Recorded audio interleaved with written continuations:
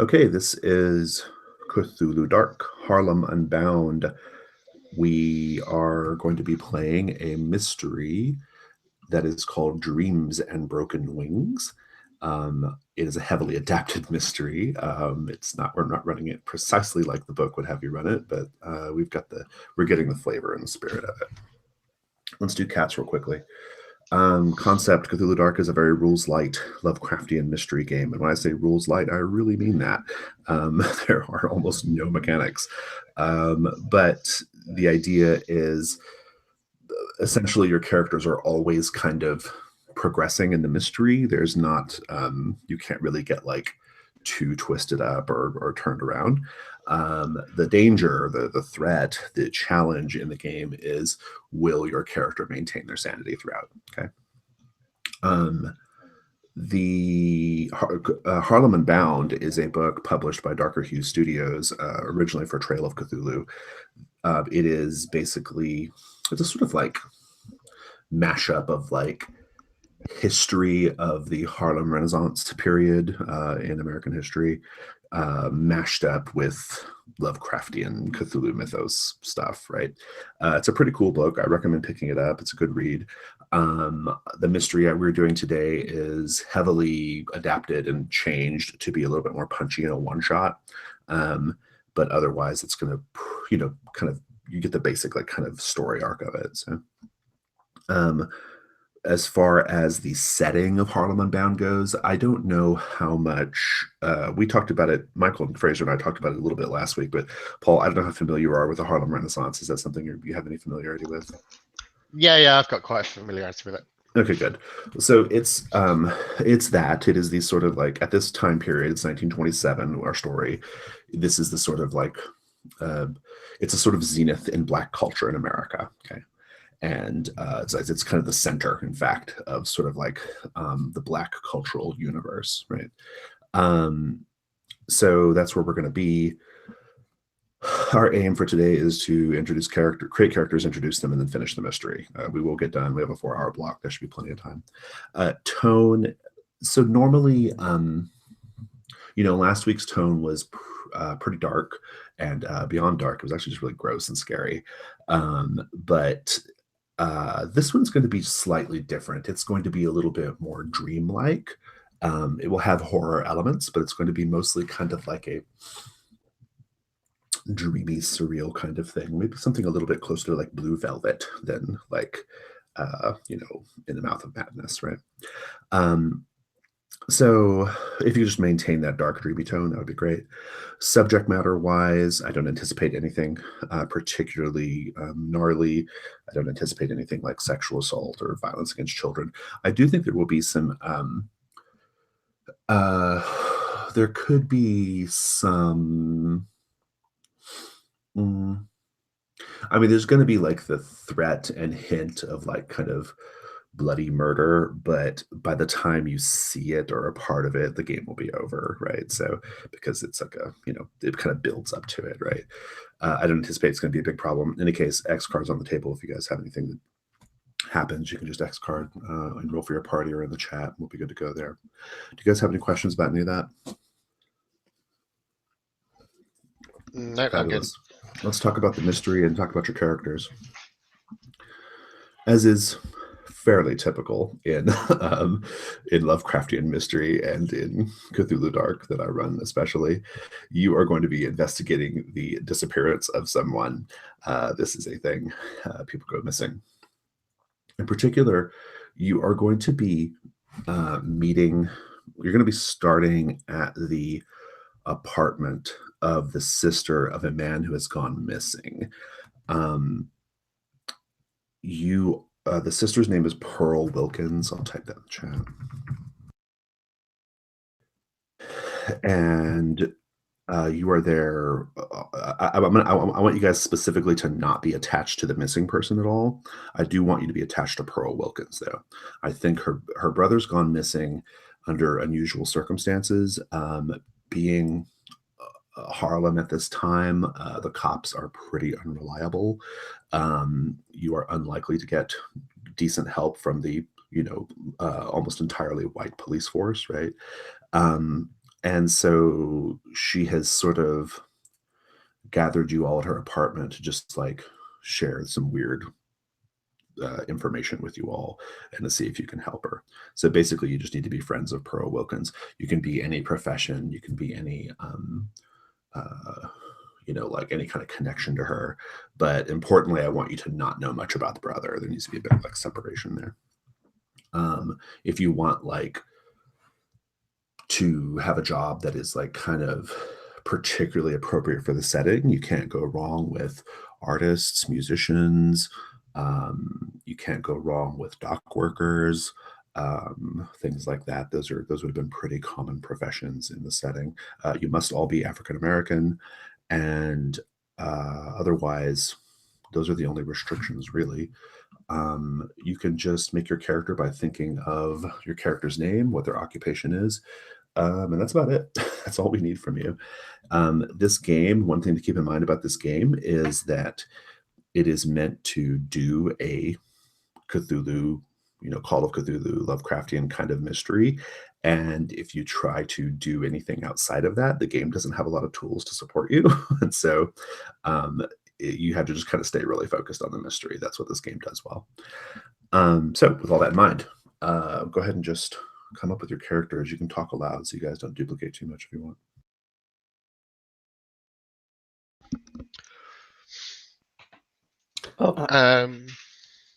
I'd quite be up for playing like a photographer, maybe like a sort of documentary photographer, kind of documenting like the music clubs and stuff at the time. Like does a lot of like nightlife photography and stuff like that. I love it. I had thought about playing a nurse. Sounds good.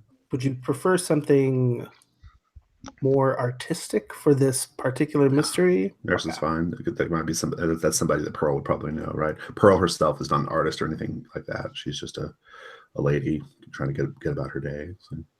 Sounds good. I'll be a singer then. Okay, good. That'll be helpful. That'll be helpful in a narrow but important way in the mystery. So. Okay. But otherwise not like super important. So as far as like compared to other things.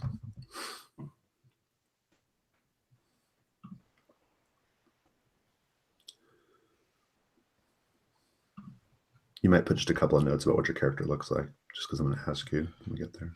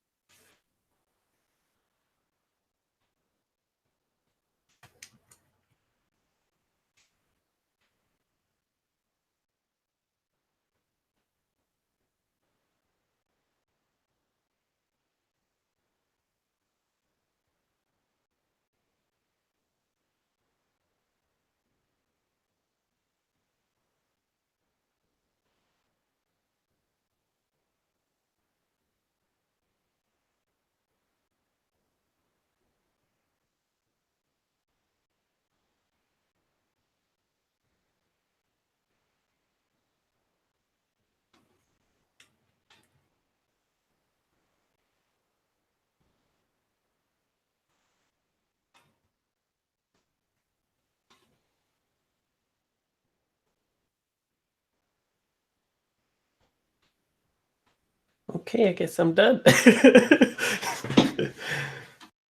You are probably done. Character creation is very fast.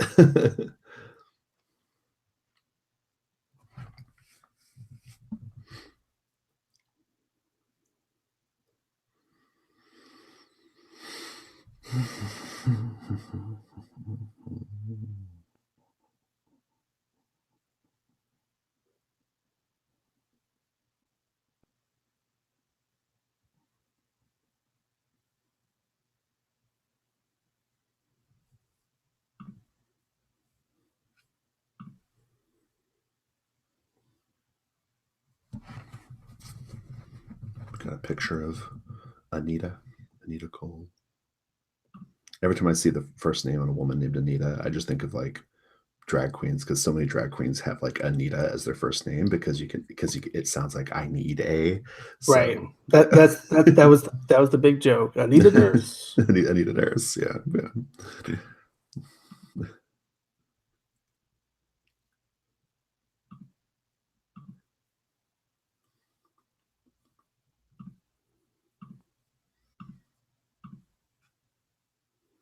Cool. Looks like we're about done. I could change your last name to Hardbody if you. Yeah, no, we'll pass. Okay.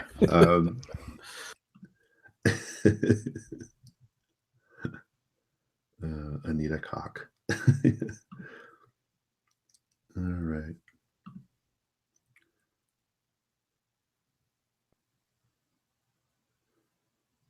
Cool. Are you guys ready to introduce your characters? Right. Let's just go in the order of the sheet. Paul, please tell us about Charles Flash Watkins. Yeah, so I'm playing Charles Watkins, known by his friends and colleagues as Flash, because he's normally, when people meet him, he's carrying around this big unwieldy camera with one of those big like sort of powder flashes, because he does a lot of photography around all the nightclubs and like jazz music venues and stuff around Harlem. So yeah, he's always, you know, he knows everybody on the kind of nightlife scene, hangs out with like all the musicians, you know, and he's and he's just about to have his putting together his first exhibition at a local community gallery. He's tall, very tall. It stands out in a crowd. Like, you know, you'll see him everywhere because he's a flash gun, but he's like about 6'5", so he stands out above everyone. Really cheap suit, but pretty snazzy looking, always kind of accentuated, wearing like a kind of brightly colored kind of cravat or a handkerchief in his pocket and stuff. And because he's quite friendly with all the jazz musicians at the time, he's also picked up some of their habits and proclivities. So, you know, he's quite partial to the odd bit of mind expanding narcotics that might be floating around these clubs. Splendid. Awesome. Thank you. Let's go to Michael. Please tell us about Anita Cole. Sure. So Anita Cole was a veteran of World War I. She's a nurse. However, the way that Black nurses were allowed to serve in World War I was very limited. It was only after the armistice, and they only cared for German POWs and Black soldiers in recovery hospitals in the States. So, wow. yeah, I think that she's a very caring woman. She's a very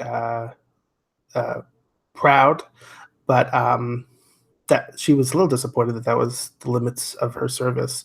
But she has a lot of pride, Black pride, and pride in her people. And so even though she's maybe a bit more plain and she's in her 30s, you know, I think that she's still very active in the community and an outspoken voice for that. So. So it makes sense that like Pearl would call on her, even, you know, that makes a lot of sense. Like, it sounds like you're almost like a community leader, kind of. I'm sure she's a member of some community club or team, they might call it. Yeah. So that makes sense. Awesome. Thank you. Finally, Fraser, tell us about Pippin Palmer, please. It's a great name, Pippin Palmer. Pippin Palmer is, I think he was a dock worker, and then he became a singer. I just like the idea of, like, he's a bigger guy. He's quite tall as well, like 6'3", pretty well built. And I like the idea of him like singing on the docks and then like getting like discovered or whatever. It's just cute. So go with that. And I think he has like one of those voices where it's like very smooth and high, something that you wouldn't normally think would come out of like such a big person. I like voices like that. And I think he's just really kind and caring, and is always like looking to do the right thing. So maybe that's why they asked him. They knew that. Yeah, that's good. You get a good sense of like why Pearl would have asked Anita and Pippin for sure. Flash, why do you suppose Pearl reached out to you? I think Flash knows them through like the through the sort of nightclub kind of scene. Maybe, I mean, maybe their pictures, like one of the pictures in Flash's kind of new exhibition. You know, around the main portraits. Okay. Oh, They know each other that way. Oh, one of her pictures. Oh, because you guys met like as part of like a project or something. Okay, good. Awesome. I love it. Good.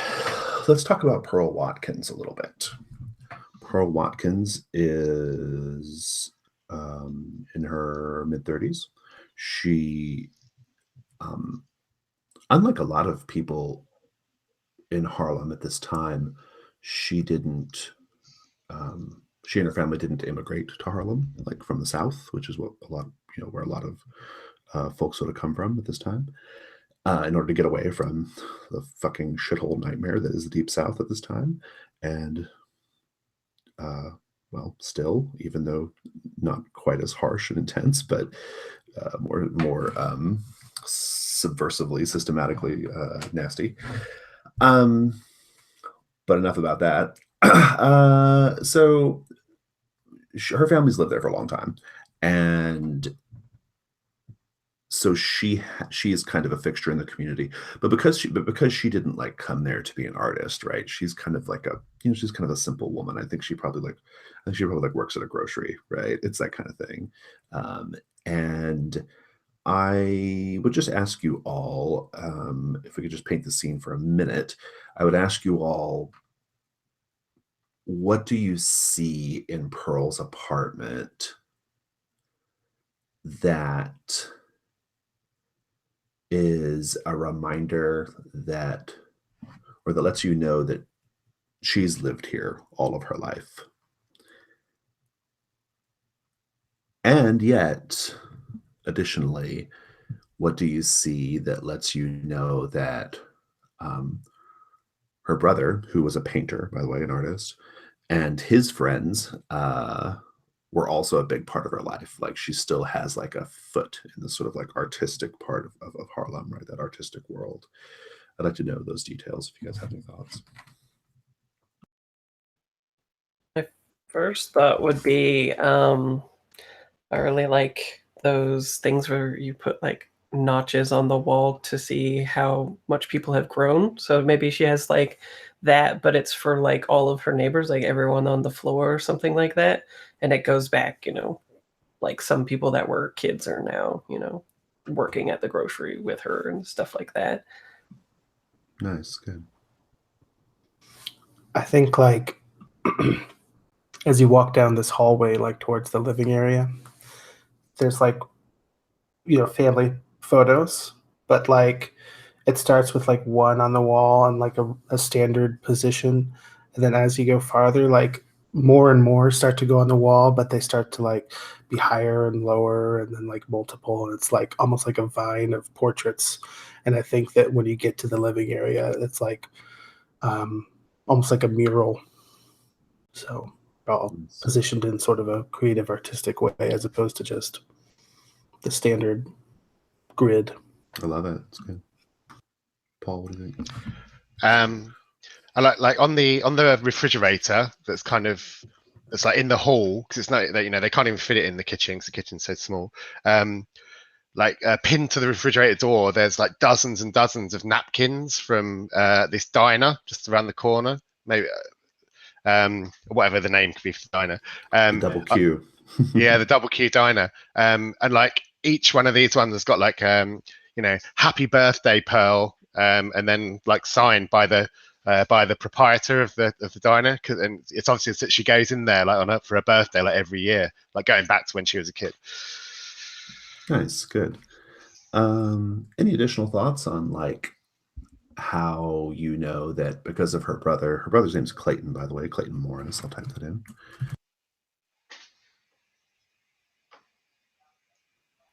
What do you see that like lets you know that Clayton Morris's influence is also felt in this apartment from time to time? being an artist and having artistic friends.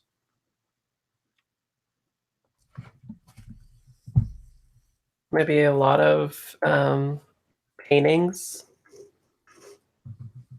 Yeah, that seems right. way to reach for that. Way to reach for that fruit that's hanging just right there. Yeah. The funny thing is my parents are both artists, and I'm trying to like think of what their house is like. I'm like, there's a lot of fucking paintings in that house. And they're all weird. Yeah, maybe by the window that kind of overlooks the street. It's like a bare wood floor. There's no carpet, and there's loads of splashes of different colors of paints. Where like maybe he had his easel set up there, like painting the street, and he just spilt loads of paint like on the floor. Nice, good. I mean, yeah, there's the weird formation of the pictures, but I think also there's like a couple windows like on the east side of the wall that like just face another brick building, you know, New York, and I think that they've like been painted over the windows, like little murals or like landscapes or something like that. Nice. Pearl invites you all in. She is wearing a, I think she's wearing like just kind of like a pencil skirt with a, just a white blouse and very, kind of plain, dressed. She invites you in, and you can tell she's got a lot on her mind, but there are some pleasantries. If you don't all know each other, you can introduce yourselves to each other and all that kind of thing.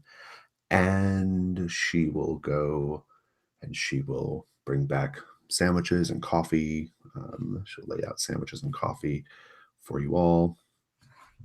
And then after you guys have got sandwich in your mouth and can't run away, she sits down and she begins telling you her story. I'm not going to monologue for 7 paragraphs right now, but I am going to say what's going on. She says, well, I just want to thank you all for agreeing to meet me today. I didn't really know who else to turn to. The cops, I'm sure I don't have to explain to any of you that the cops are not very helpful in matters like this, but my brother Clayton, I think something's happened to him. I think he's gone missing. He had been in a terrible depression ever since January. We should mention it's about November. He's been in a terrible depression since January, ever since Lena was killed. And then, well, then around mid-October, his spirits started to lift, and I thought we were past it. I thought we were through the woods on this thing, And then, well, 2 weeks ago, he stopped coming around, and I can't get in touch with him. I checked in with his landlady, and she said his rent's all paid up for the next few months, and she thought that he just had some business to attend to. He's always got something going on. I don't know. I tried to file a police report, but no one cares about somebody like Clayton going missing. I mean, especially not the cops. And I just don't know what to do. Well, there's something else too. And I know this is going to seem really crazy, but can I show you something? Of course. Yeah, sure. And she takes you over, there's several paintings on the wall, as we've been led to believe. And she takes you to one of them. And it's a scene of it looks like a scene of Harlem. It was painted by Clayton. Clayton has this very kind of impressionistic style, right? With big brush strokes and stuff like that, right? And it's a scene of a bunch of kids playing on the street, and there's a apartment building, kind of in the background.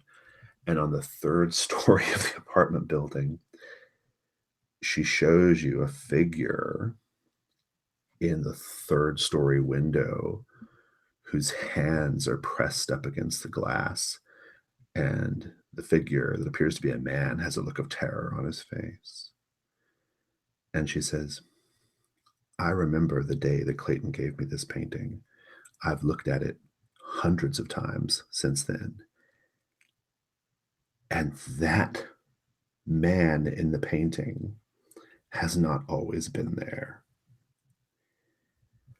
I think at this point, I just want everyone to do an insight roll. So go to roll for your party. Insight dice, you're always going to roll your d6 with pips. And then other dice will be regular d6. But each of you roll a d6 with pips. If you roll over your current insight, which for all of you right now is 1, your insight goes up by 1.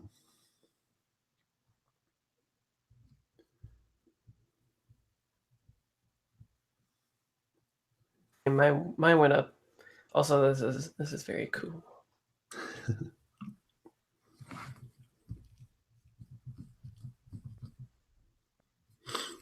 Do we have a third pips die?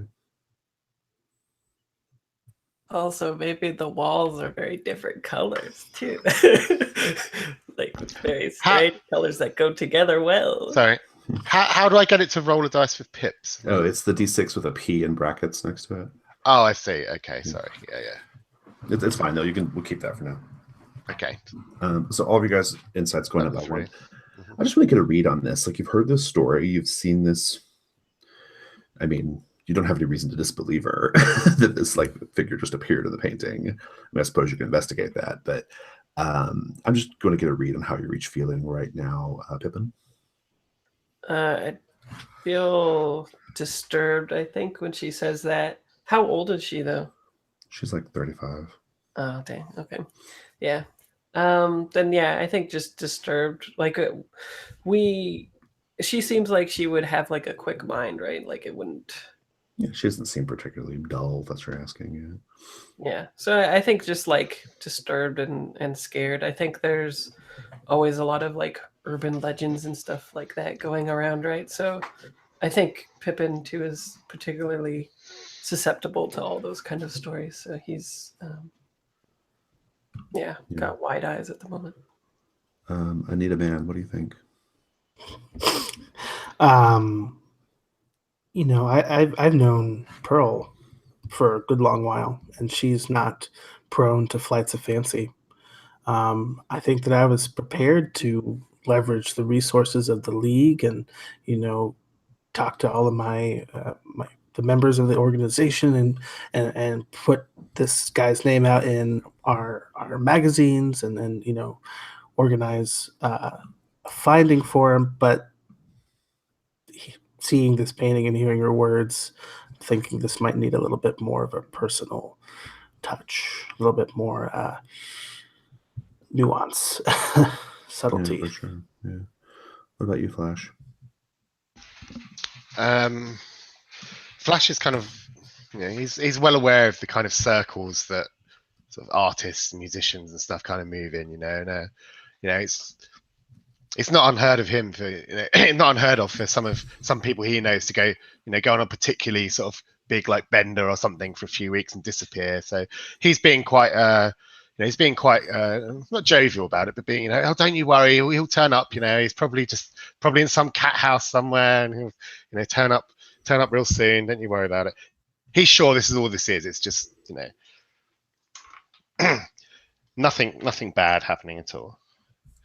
Yeah. She's pretty shaken. You can tell, especially after she shows you the painting and you see this man who, I mean, it's an impressionistic style, so you can't say with any precision that it's Clayton, but she thinks it's Clayton, and the man looks like he's in like utter terror, like behind this window, right? She says, I know that sounds crazy. I know it sounds completely crazy that the painting would have changed, but I don't. I only know what I know, you know. I mean, can you guys help me? I mean, can you help me with this? I don't. I'm scared if I push the issue. I'm scared if I go too wide with this. I'm afraid they're going to put me in the loony bin. Don't worry, Pearl. We can help you out. You've been there for me countless times, so it's only time for me to return the favor. Oh, thank you, honey. I appreciate that. Well, I mean, Clayton has an apartment in Lower Harlem. She'll give you that address. And here's the address of his studio. I've already talked to the landlady, but there might be something else in the apartment to find out. The studio I haven't been down to yet. I know this might be painful, Pearl, but could you tell us more about his woman and what happened to her? Oh, Lena. Yeah. Well, Pippin, you're a singer. You might have run into Lena Thoreau. She was, I mean, she was the center of his world. I mean, his songbird, he used to call her. She died in the way that so many people die around here. She got caught up in the crossfire between, well, the way I was led to believe is there was a man who was mugged, and the mugger was trying to run away, and the man who was mugged had a gun. He opened fire on the mugger, and Lena just happened to step into the crossfire. It tore up Clayton something terrible. I mean, he just, for months, he could barely leave his place. I began bringing him food. It was so bad. And then, like I said, in October, he just his spirit started to lift, like he felt renewed. And for a few weeks, everything was so good, and now he's gone. I don't know what could have happened. And how long you said he's been gone now? Gosh, let's see. It's November 18th now, and the last time I heard from him, well, gosh, it's been at least 2 weeks. All right. That sounds serious. Yes. Well, I hope you can find out something. And of course, if I can be of any help, by all means, do call. Can I ask you a question, if you don't mind, please, pal? This painting here, very nice painting. It's a good likeness. I like it. But this figure, this man in the window, like, when did this cat appear in the picture? Well, when did you notice he was there?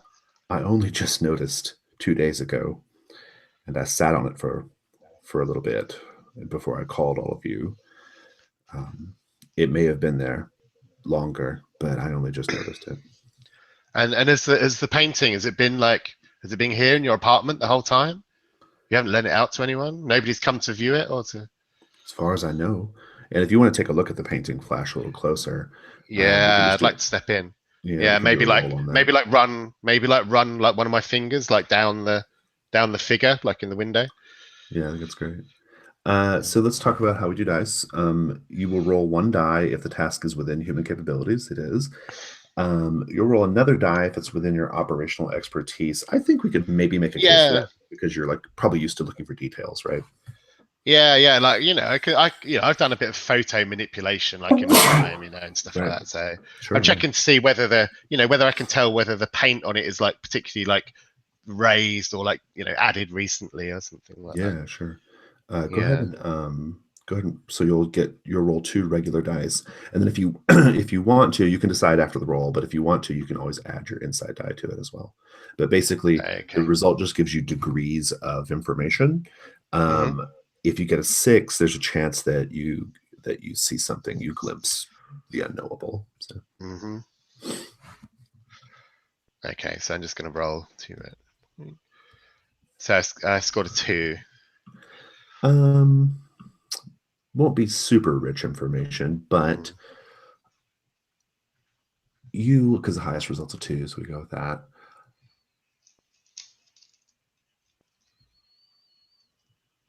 The dust on the painting is quite unsettled.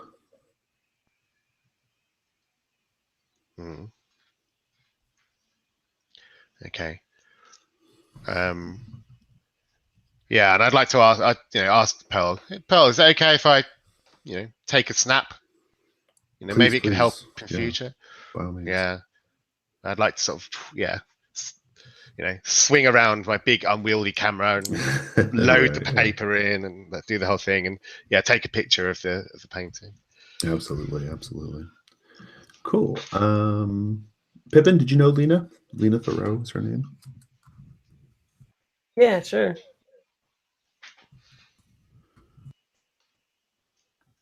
Yeah. You would have known her professionally. You might have performed with her at different times. She was kind of a hot ticket for a little bit before her untimely, death. Can't really call it a murder. She wasn't, according to the story, she wasn't, purposely killed or anything. But Yeah, accident. It seems like it was an accident. But yeah, and everything that Pearl told you matches up with what you understood to be the case about how she died. So, do you know if they caught the burglar? no, who knows? Oh, that's sad. Okay. Or the mugger. Yeah. Yeah, not the burglar. Yeah. Cool. Well, it's just enough to know that you knew her, though. That's good. It gives you a good basis for talking to people and stuff, I guess. Yeah. Did Pearl, do you know why his spirits began to lift at all, or was that a mystery?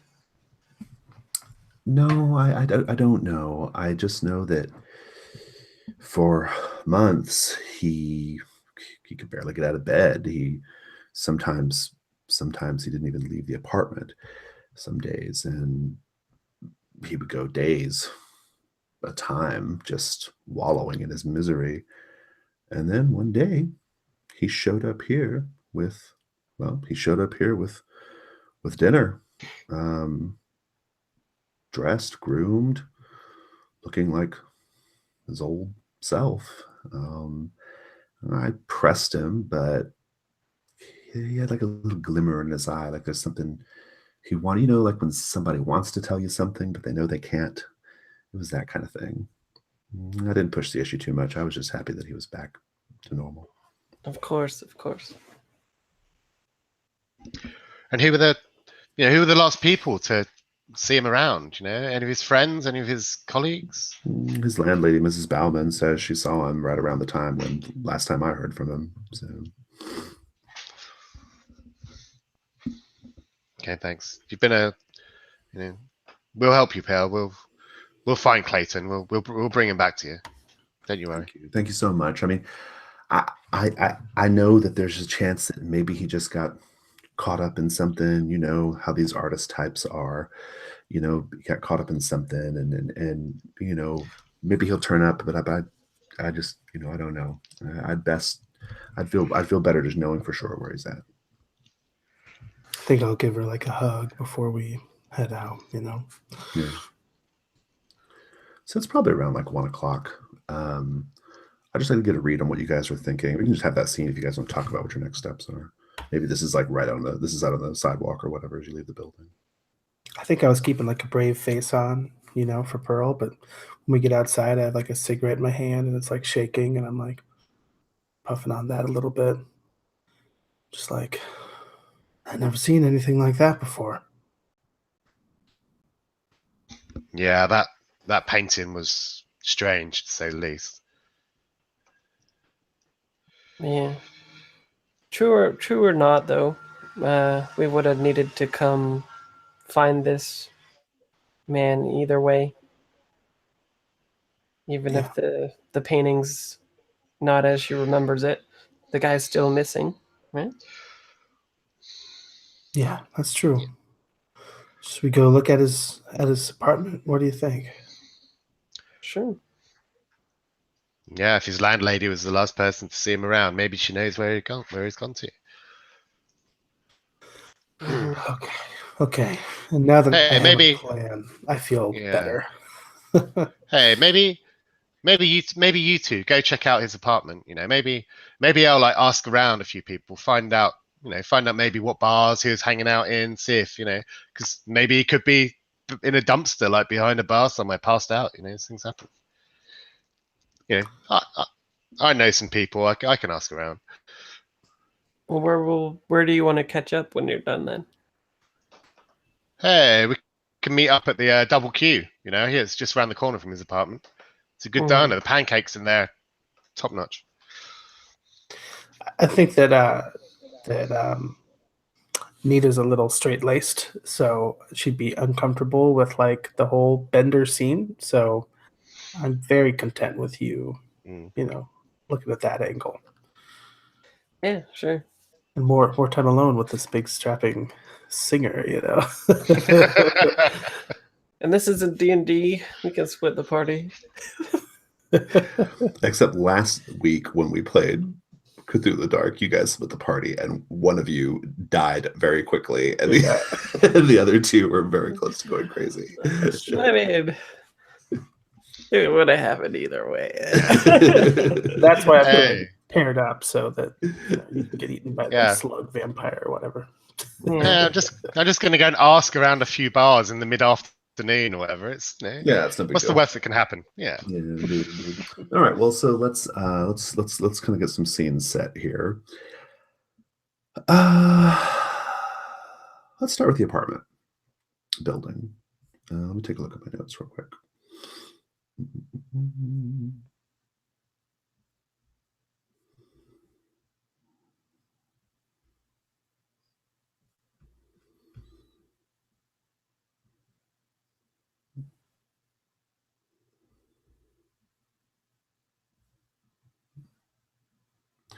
All right, so Clayton Morris lives in a modest 6-story apartment building at 273 West 122nd Street. The building, as you know, is owned by a woman named Lillian Bauman. You would have learned this from Pearl. Lillian Bauman, you don't have to ask around much to discover that she's fairly young, only 24. She inherited the building after her parents died in a boating accident a couple years ago. She is Jewish and white, but known to be a fairly good landlady. So. The building itself, there are, like as you approach, the scene is what you might expect. I think we'll say this was Saturday, right? So like kids aren't in school right now. The scene is kind of what you would expect. There are kids out there playing hopscotch and doing double dutch, jump rope or whatever, right? And people on the corner, like playing music, and probably a little bit of hustling going on in another corner, that kind of thing. And the building. I mean, you're there. What do you guys do?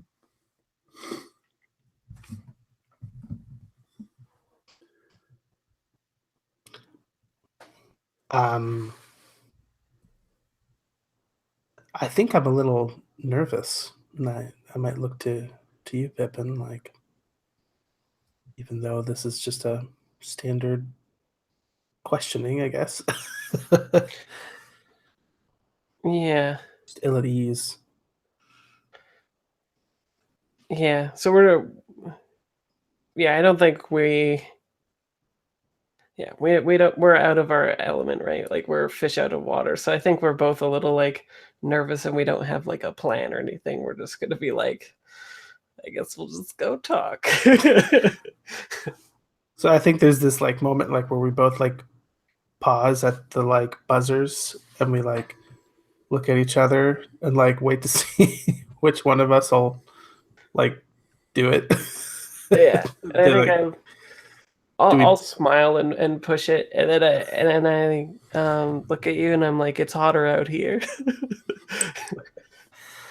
Yeah, I mean it's November, but exactly. Lillian's apartment's on the first floor. If you guys want to go talk to her straight away. Clayton's apartment's on the 4th floor, and you have the number if you need it. So.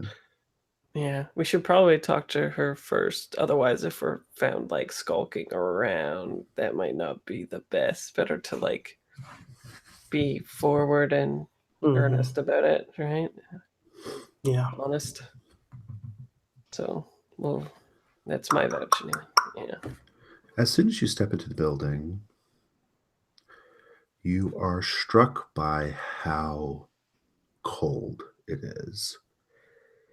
It is like the temperature drops like precipitously when you go inside. And that doesn't make any sense because the building presumably has heat and it's not that cold outside. But it like, ooh, it's a chill and it's heavy in the air. You but you weren't go to the kidding. apartment. Yeah. You knock on it. She opens the door. Or knock on her door. She opens it. She is young, ostensibly. I say ostensibly for a reason. She's wearing her house coat and a pair of like slippers. And even though it's like, 2:00 maybe, or getting close to 2:00 in the afternoon, she looks like she hasn't had a shower. She looks like she hasn't done much with her day. And importantly, she looks really pale. And she has like kind of like just like dark circles under her eyes, like almost like red circles under her eyes. She looks like shit. Rode hard and put away wet. As a nurse, 10 miles of rough road. Does Hard Road here look like she's sick? Yeah, hard road. Yeah. Go ahead and let's have a roll. Let's see. Okay. That's definitely 2 dice, right? Mm-hmm. All right.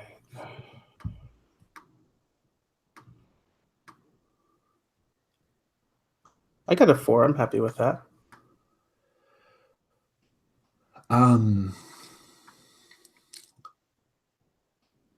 She looks like somebody who she looks like maybe she hasn't been eating a lot.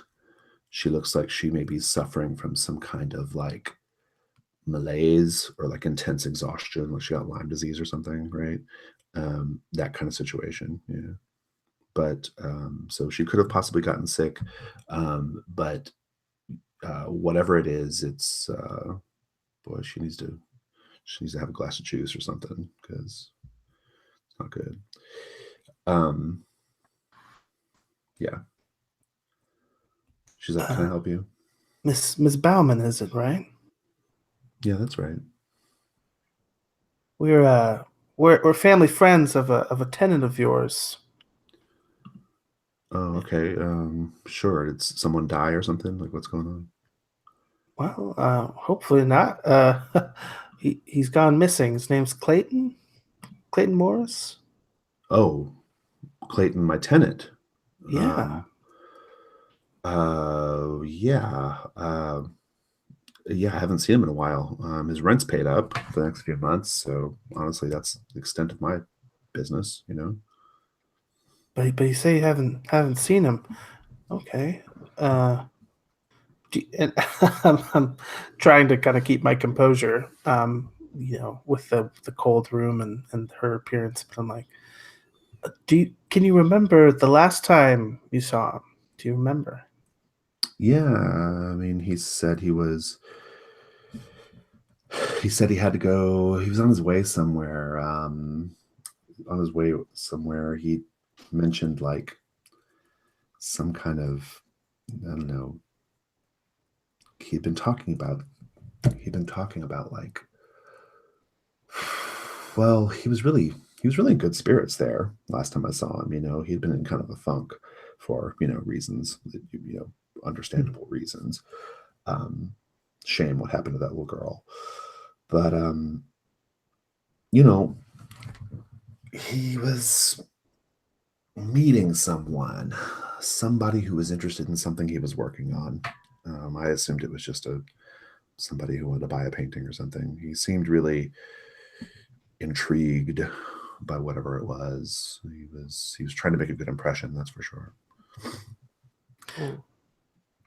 Well, speaking of being in a funk, ma'am, I hope you don't mind me being too forward, but are you feeling okay? I'm a nurse, you see. You look exhausted. Yeah, I don't know.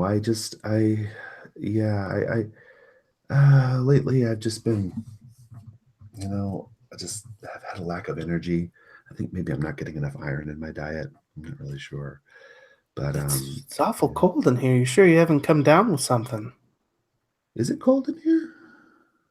Nothing like my breath is like fogging up. And I was like, it's a might chill in the air. I'm gonna cut away over to Flash. So Flash, where's your first move? Like club, bar? Like what kind of place are you trying to chat up people at? You're muted. I'm going to head down to this bar that I know about where a lot of the kind of artist types kind of hang out, Sure.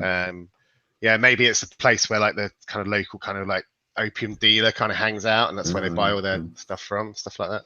Yeah, I like it. Yeah, so I'm going to head down there and see if anyone's seen sort of Clayton recently. If you're just kind of asking around generally, we'll just have the roll now and we'll figure out how much information you get then. So that's probably a 2-die roll, I figure. Yeah, sure. I think so too. I should point out that like anyone at the table at any time, including me, can roll against someone. Usually you save that for when like the stakes are really high and you want to see, something exciting happen. But that's the only way you can like fail in the game. I rolled double sixes. Oh, good. You are gonna get some good information. Yeah. Okay. I'm stretch.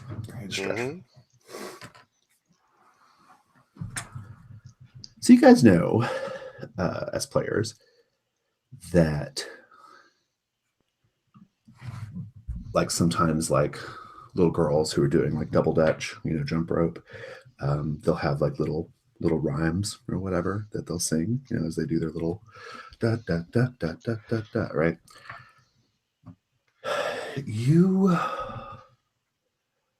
are you're kind of learning a lot of like the same information. You've been poking around, you've been asking around, and you pick up on a couple of interesting tidbits. Importantly, you will learn that in recent weeks, he was working on some kind of really exciting project. He was spending a lot of time in his studio, and whatever this project was, he was very thrilled by it, but he didn't want to share it with anybody. And you'll also learn that prior to Lena's death, he was known to be kind of a weird character. Many people, he spoke openly and often about his dreams, and he spoke about them as if his dreams were a space that he could like walk around in and control and interact with, and he thought this was quite normal. And so those are things you'll learn, to important details. And then, and I'm just going to leave you with this right before we take our first break. You're stepping out, maybe having a cigarette. It's probably about 3 p.m. or so at this point, 2 p.m., 2 to 3, somewhere around there. You step out, you're having a cigarette, and you see a group of little girls across the way doing their double dutch thing, right? And they're singing their little poem, their little rhyme. If old Mr. Muggins comes for you, here is what you should do. lay down, lay right down in a hiding place. They stop. They drop to their hands and knees and cover their heads. Or old Mr. Muggins will take your face. And then they drop onto their backs and they begin like flailing around. Like it's very strange. They begin flailing around like they're having a seizure. Give me an insight roll. Oh, this is creepy already. 4, so that beats my instinct, which is 2. Okay, so you'll raise that up by 1. Yep. And we'll take a quick 5-minute break and come back.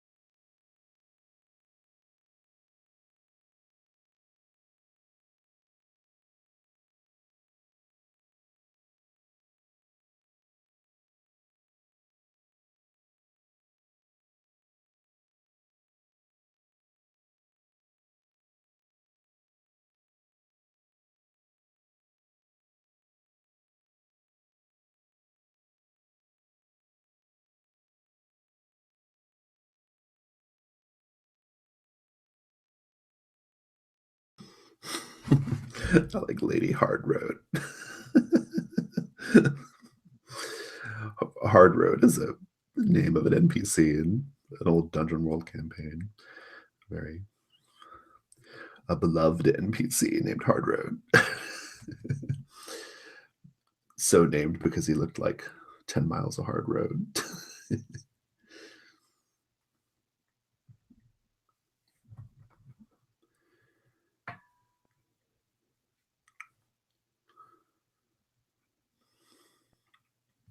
This is I don't know if I've told you this before, Jason, but I haven't read any Lovecraft stuff, so this is really cool for me. Yeah, I'm just like not willing to engage with his stuff because he's a hardcore racist. So this is me, my first little experience with those types of stories. If I'm being perfectly honest, like much of like what we have come to know as like the Cthulhu mythos and Lovecraftian mystery, a lot of it like it came from authors after him, right? Like they took a lot of his ideas and frankly near unreadable prose and kind of made it into pulpier, more enjoyable, more consumable like stories. And so when a lot of people say Lovecraftian or they talk about the Cthulhu mythos, they mean those like later authors, like the guy who wrote Conan and Clark Ashton Smith and some of the, I think his name Clark Ashton Smith and folks like that. So, I mean, Lovecraft did write, you know, like some of the, you know, like sort of big, you know, like Call of Cthulhu and some of the like big stories that like, you know, people that inspired it. But honestly, like this genre, it was developed by all the authors that came afterwards. So. Makes sense.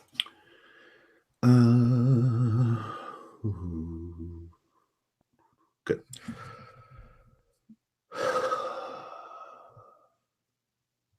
I should mention those little girls laid there pretending to have a seizure for an extended period of time, and that's what's so creepy about it. Like they sat there shaking with their legs and hands in the air for something like 30 or 40 seconds. Yeah, I think Flash would have like his cigarette would have like literally just dropped like out of his mouth to the pavement, and he would have just taken out like his camera and like taken a picture of them as they're rolling. Yeah. Let's cut back to the apartment. So Lillian Bauman is, you know, she seems to be unaware of how cold it is in the building. And that's kind of strange, but maybe not insight roll strange, but it's still pretty strange. And she says, well, I mean, that's kind of all I know. I don't know what else to tell you.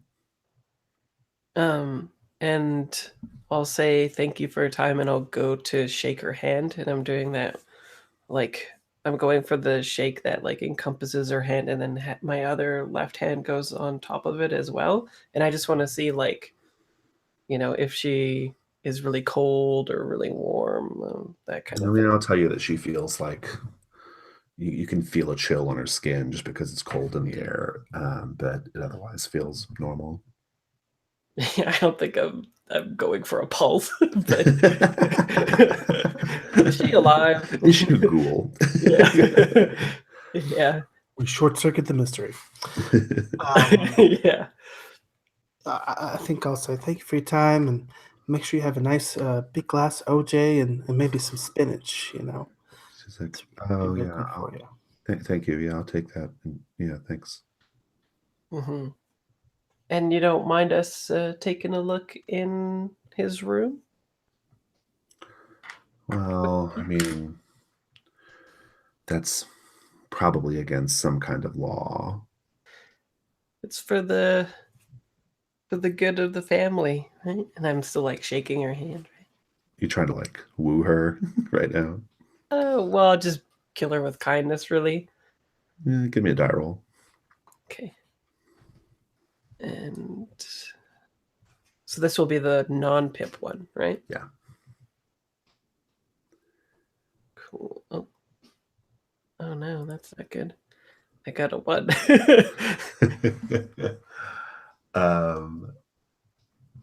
She'll say, well, actually, she doesn't say yes or no. She just kind of says, "Oh, I need to sit down for a minute." And she does. And she kind of like leans her head back for a minute. She's kind of like rubbing her temples. And then eventually, like, her hands just fall away and she begins snoring. I look at Anita and I'm like, what? Gotta like. So she's like in her apartment now, right? Yeah. I assume she guys kind of let you in or whatever, right? But she. So I'm gonna like put a finger up to my lips, and I want to start looking around her place a little bit. Yeah. Nothing too loud or opening up any drawers or anything like that. But Yeah, that's brief good. glance. I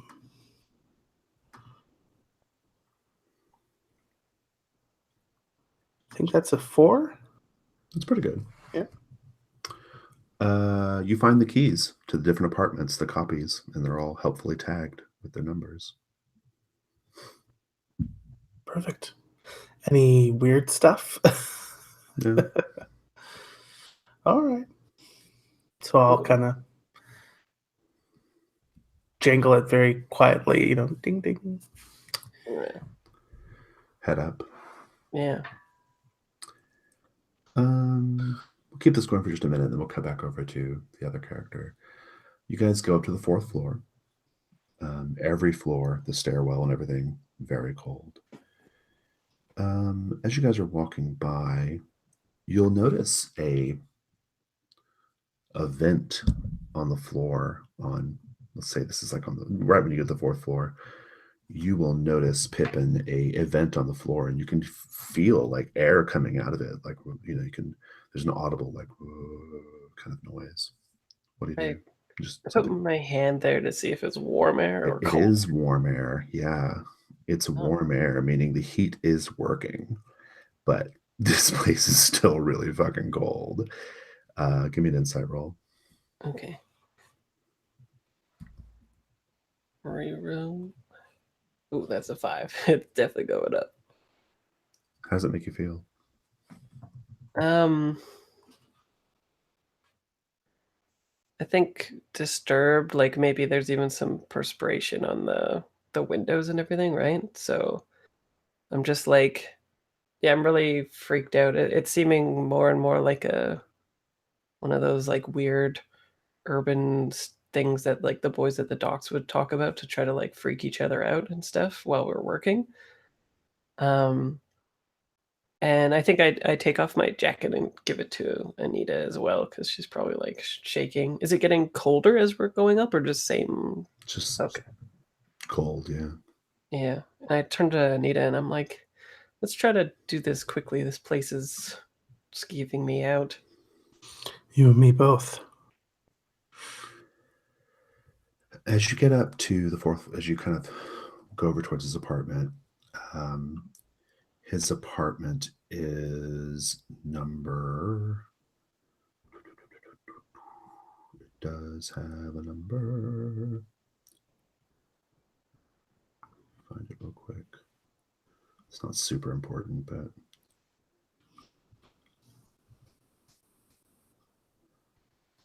it's apartment 4C, and you see a little girl sitting in front of the door of apartment 4B, probably where she lives. She's a little black girl, and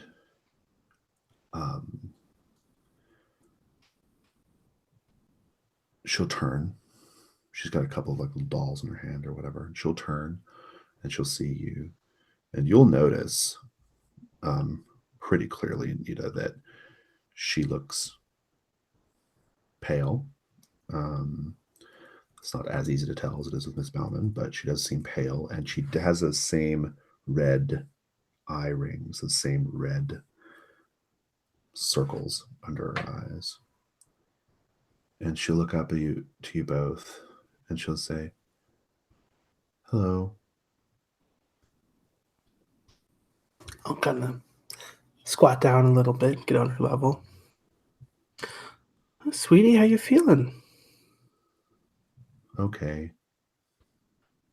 You're looking a little under the weather. I'm just a little tired, that's all.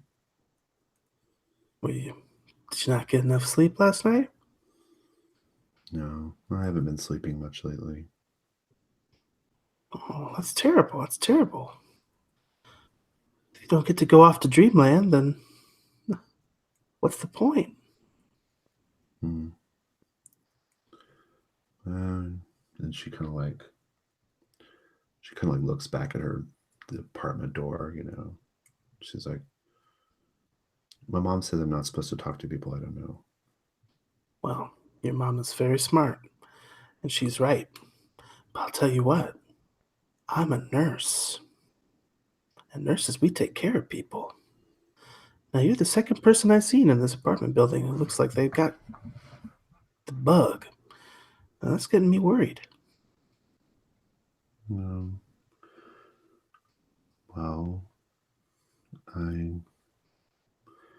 I don't feel sick. I'm just a little tired, that's all. Is your mama or your daddy home? I probably shouldn't say. Okay. Well, I'll tell you what. When you see them, tell them that you probably ought to go to a doctor. All right? Just to be safe. You know, they got lollipops there. Okay. And you should probably not go in the basement of this building, just to be safe. I feel my heart plunge into my stomach when she says that. Oh, well, why do you say that, sweetheart? She gets up and she makes a move to go into her apartment. And she says, because that's where he takes all the faces. Then she goes inside, closes the door. Oh, so good. We'll cut over to back over to Flash. Also, Flash, you've gotten a pretty good amount of information, right? You learned some stuff. Where do you go with this? Yeah. You know, I know this whole thing. Like, it sounds like Clayton was like really, really out there. You know, really. So, I mean, they sound like the sort of babblings of some kind of like opium addict to me. So I'm gonna head back into this. I'm gonna, head back into this bar and find this this dealer, because I'm sure he must have dealings with Clayton. If Clayton's like talking about all this weird like shit, yeah. I want to find out whether sort of Clayton was using, basically. We'll say there's I think the sort of like the man that you'll be directed to, the person who gets everybody their shit. His name is Rory. Type that in. Rory, the opium dealer. And he is a white Jewish guy. He sees you and is like, hey, so somebody told me you were looking for a little bit of my product. Yeah, that's one thing I'm looking for, but another thing I'm looking for is someone who might be using your product, guy by the name of Clayton Morris. You ever hear of him? Hey, look, I don't kiss and tell. I mean, part of what my clients pay me for is to keep my mouth shut, right? I'm not going to just start come on. And I say to him, do I look like a cop to you? Come on. I'm not saying you're a cop, but maybe you're some kind of, I don't know, jealous boyfriend or something. I don't know. Maybe you're a private investigator. I don't know. You could be anything. Yeah. I'm Flash. You know, check out my camera. I'm a photographer. You know, documenting the life around here in Harlem. I'm Rory. I get people addicted to opium. Damn good at it. So, come on, man. Hey, let me buy you a drink, and I'm gonna like sort of order him a drink over. Okay. Trying to schmooze him a little bit. Yeah, try and smooth him a bit. You know, tell him about. I'll buy him a drink, and we'll share a couple of drinks together. You know, and I'm going to tell him about Pearl and about how she's really missing her brother, and you know, and I've seen this happen to people before. Maybe they go on a bit of a bender and stuff and go missing. Wake up in sort of New Jersey, like not knowing, with no clothes, not knowing where they Boy, are. that's how you know it went south. Let me tell you. So yeah, I mean, and you know, I want to get some information about Clayton because, of course, you know, he's known, he babbles about all this dream stuff and that, you know. Yeah, give me that roll. Let's see how it goes. Yeah. I think just one die here. Yeah, just the one, I think, for that. Yeah, definitely. He's a savvy operator. This is Rory.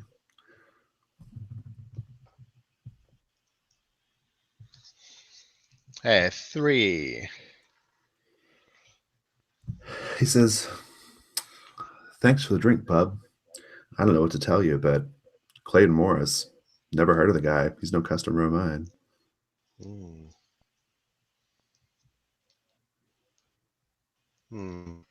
And look, well, that's a real shame. I know all the junkies in Harlem, all right? Customers and potential customers. And this guy Clayton, not ringing a bell. Don't know what to tell you. But if you want to order me another drink, I'm really into that. So,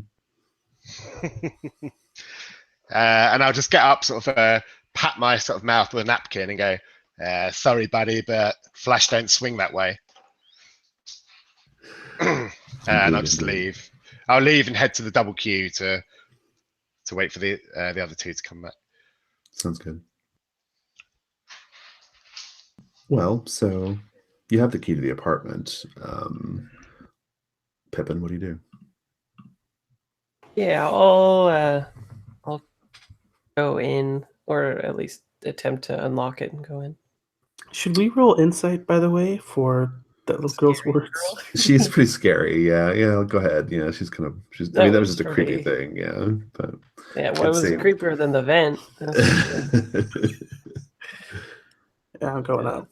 3. No, it wasn't like explicitly supernatural, but it was creepy. So. Yeah, I got a 3, so I say the same. Okay. All right. So yeah, as soon as you open the door, the environment changes completely. I mean, you step through the threshold of the apartment, and it's suddenly like warm, comfortable, feels great.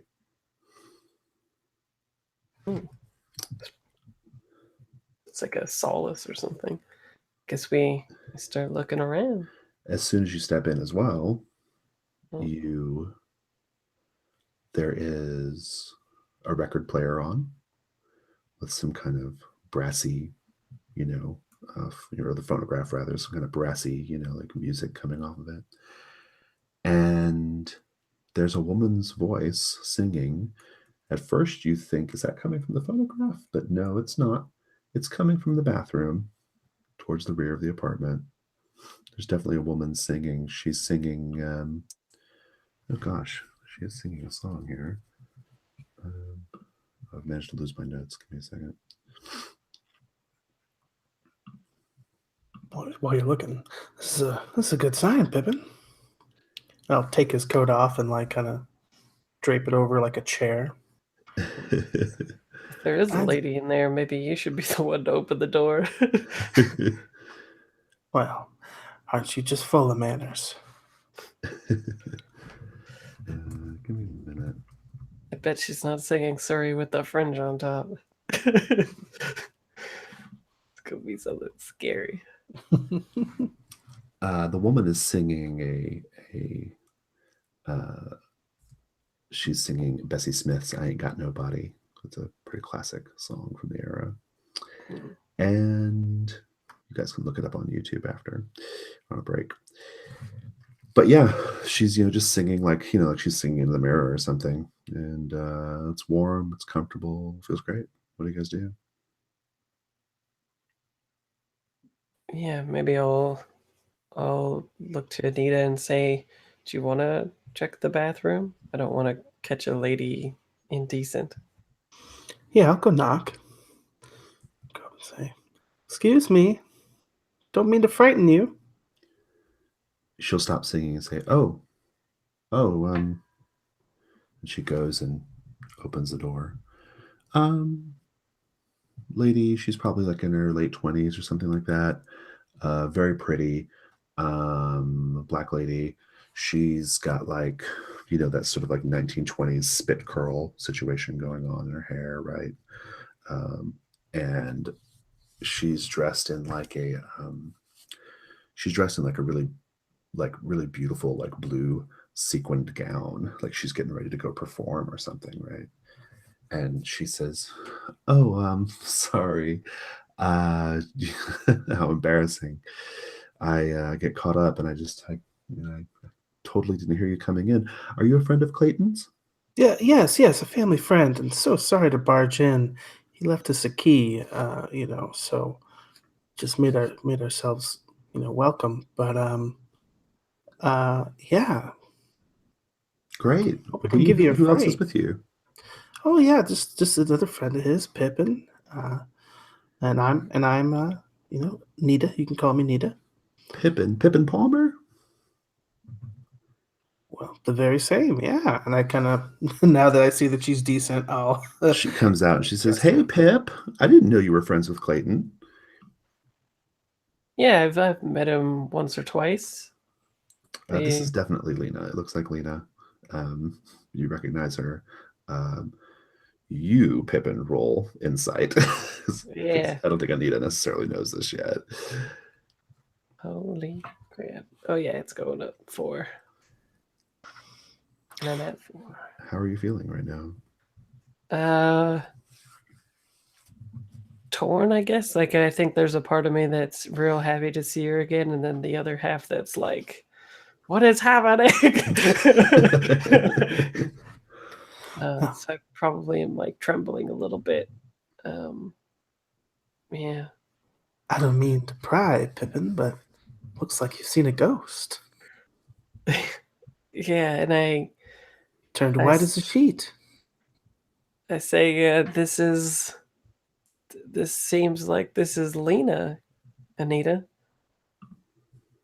Feel like bile rising in my throat. I think I'm like, Roll insight, Nita. all right. Sorry to pass it along. Why'd you have to tell me? Yeah, I'm going up. Okay. You both at 4 now. Yeah. How are you feeling? Yeah. Well, after that little girl's words, everything going on, this is a straight up haunting. This is an actual specter in person. I am seeing a real life ghost. And that's hard to deal with. She says, "Why are the two of you acting so funny? You look like you've both seen a ghost." Are you indeed Lena Thoreau? This isn't some kind of a sick joke. Well, I am mostly known as the Songbird of Harlem. I prefer that. And I am Clayton's girl. That's true. I look around the apartment for like a crucifix, like a cross or something, I think. Do you want a young priest and an old priest also, or what? Yeah, just yeah. If I see one or not, I want to like try to like grab her and see if like she's tangible. Oh, sure. Yeah, she is. Yeah. Okay. I've like got her by the shoulders and I'm like, are you playing games? Excuse me. And you kind of like put your hands off of her, right? It's not right to. We don't come into people's apartments and put our hands on people. That's not what we do around here. No. It's not right for you to be stomping on that girl's name and legacy by dressing up like her. That's all kinds of wrong. Well, I'm quite sure I don't know what you're talking about, dear, but I'm sure Clayton will be back soon. Can I maybe if you just two want to have a seat? Has Clayton been gone long?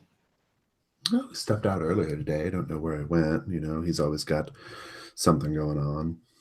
Earlier today. Yeah, yeah. He's supposed to come down to the Cotton Club and watch me perform tonight. And that's what this getup's all about.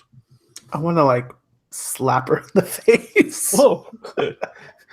Escalated quickly. Right. And I'm like, Do you? Do you slap her? yeah. She's just like, but she just like reels back and she's like, I don't know what's going on here, but I'm going to have to ask the two of you to leave. Enough of this charade. Now you need to get out right now. Go, get out. She's just yelling, like, you know. Maybe I interject and I'm like, Lena, Clayton's missing. And that's why we're here. What do you mean missing? He's missing. His Pearl sent us to go find him. So, Pippin, this isn't Lena. This is some harlot who's dressed up as her, taken her identity to pull the heartstrings of that poor innocent man. Well, I don't know. She's probably the one who's responsible for his missing. His Before disappearance. today, I didn't know what crazy looked like, but now I have a much better sense of things. Let me assure you, I am Lena. I am the songbird of Harlem, and she looks at you, looks you up and down. And I don't know where you came from, but wherever it was, doesn't seem like it has a hairdresser. Miss Thoreau was a kind of beautiful young woman who was gunned down in her prime by a stray bullet. Okay. Are you one of Clayton's writer friends? Is that what's going on here?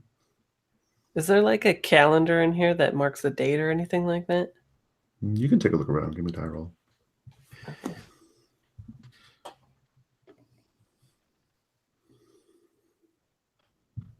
Two.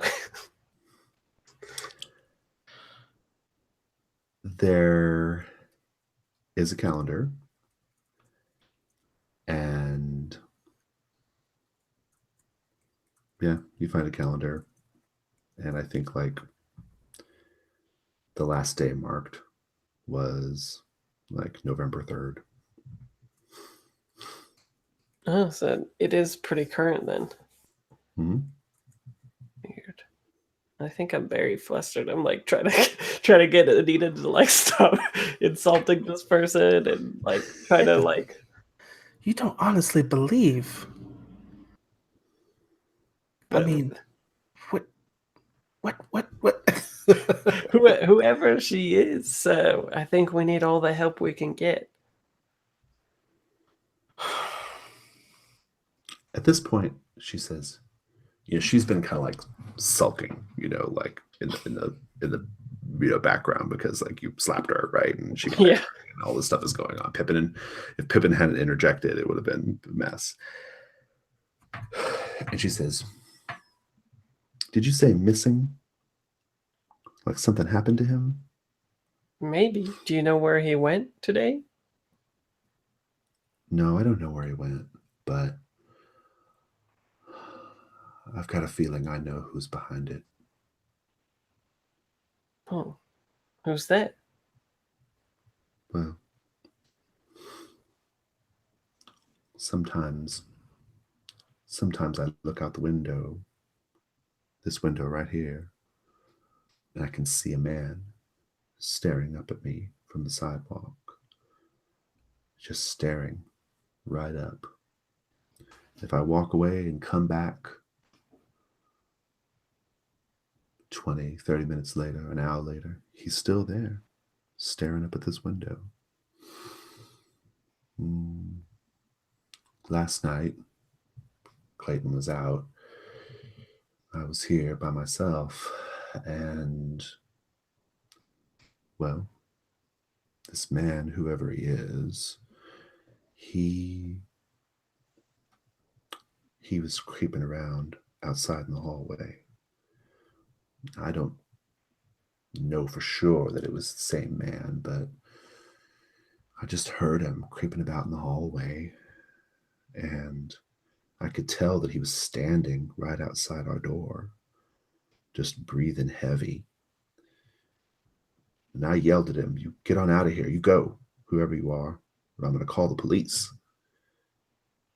But he just kept standing there. Well, she goes and she has like a little gun, a little pocket pistol, She's like, "I just slept with this close to me. I don't know who this guy is, who this creep is, but maybe he did something to Clayton. Maybe it's a way of getting at me, Now that I see that she has a gun, I kind of cool off a little bit, start making my way back towards the door. Well, I think whatever's happening here, Anita, maybe we should take her with us. So if this man comes back, even, who knows, he might have a gun too. We can all look for Clayton. We can all get him back and deposit everybody back here safe and sound. What do you think about that? If you say that in her earshot, she'll say, "I'm afraid I can't go anywhere. I've got to stay here for a little bit. I'm expecting an important delivery." What about the man? Aren't you afraid? Well, sure, but I've got to live my life, Sure, And but then I Clayton, gotta go to the club later. I'm just really busy. I can't go anywhere, I'm afraid. but Clayton's missing. Don't you want to Maybe. find him? He's only been gone since this morning. He might turn back up.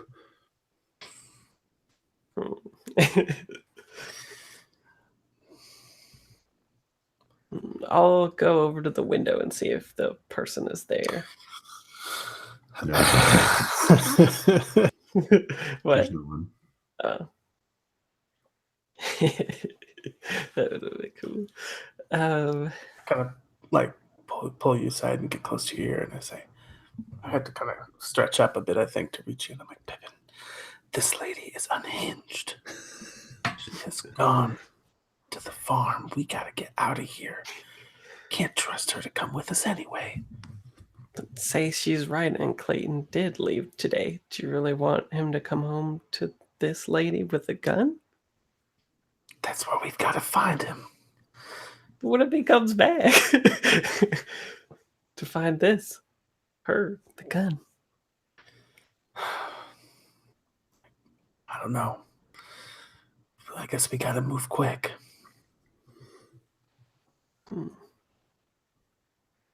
Look, all I know is I need some goddamn cherry pie. Yeah. You work with this lady, do what you will. I think that, she's probably not a bit of undigested beef, Anita.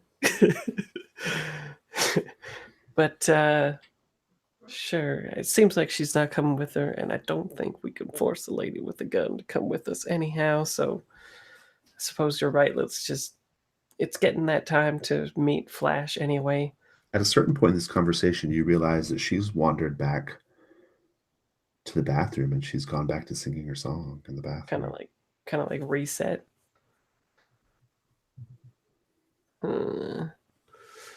This place is a thing. Anita, do you want to just go to meet up with Flash, or? Yeah, I think we gotta regroup. I think something's going on here. Look for keys to the studio. We could do that.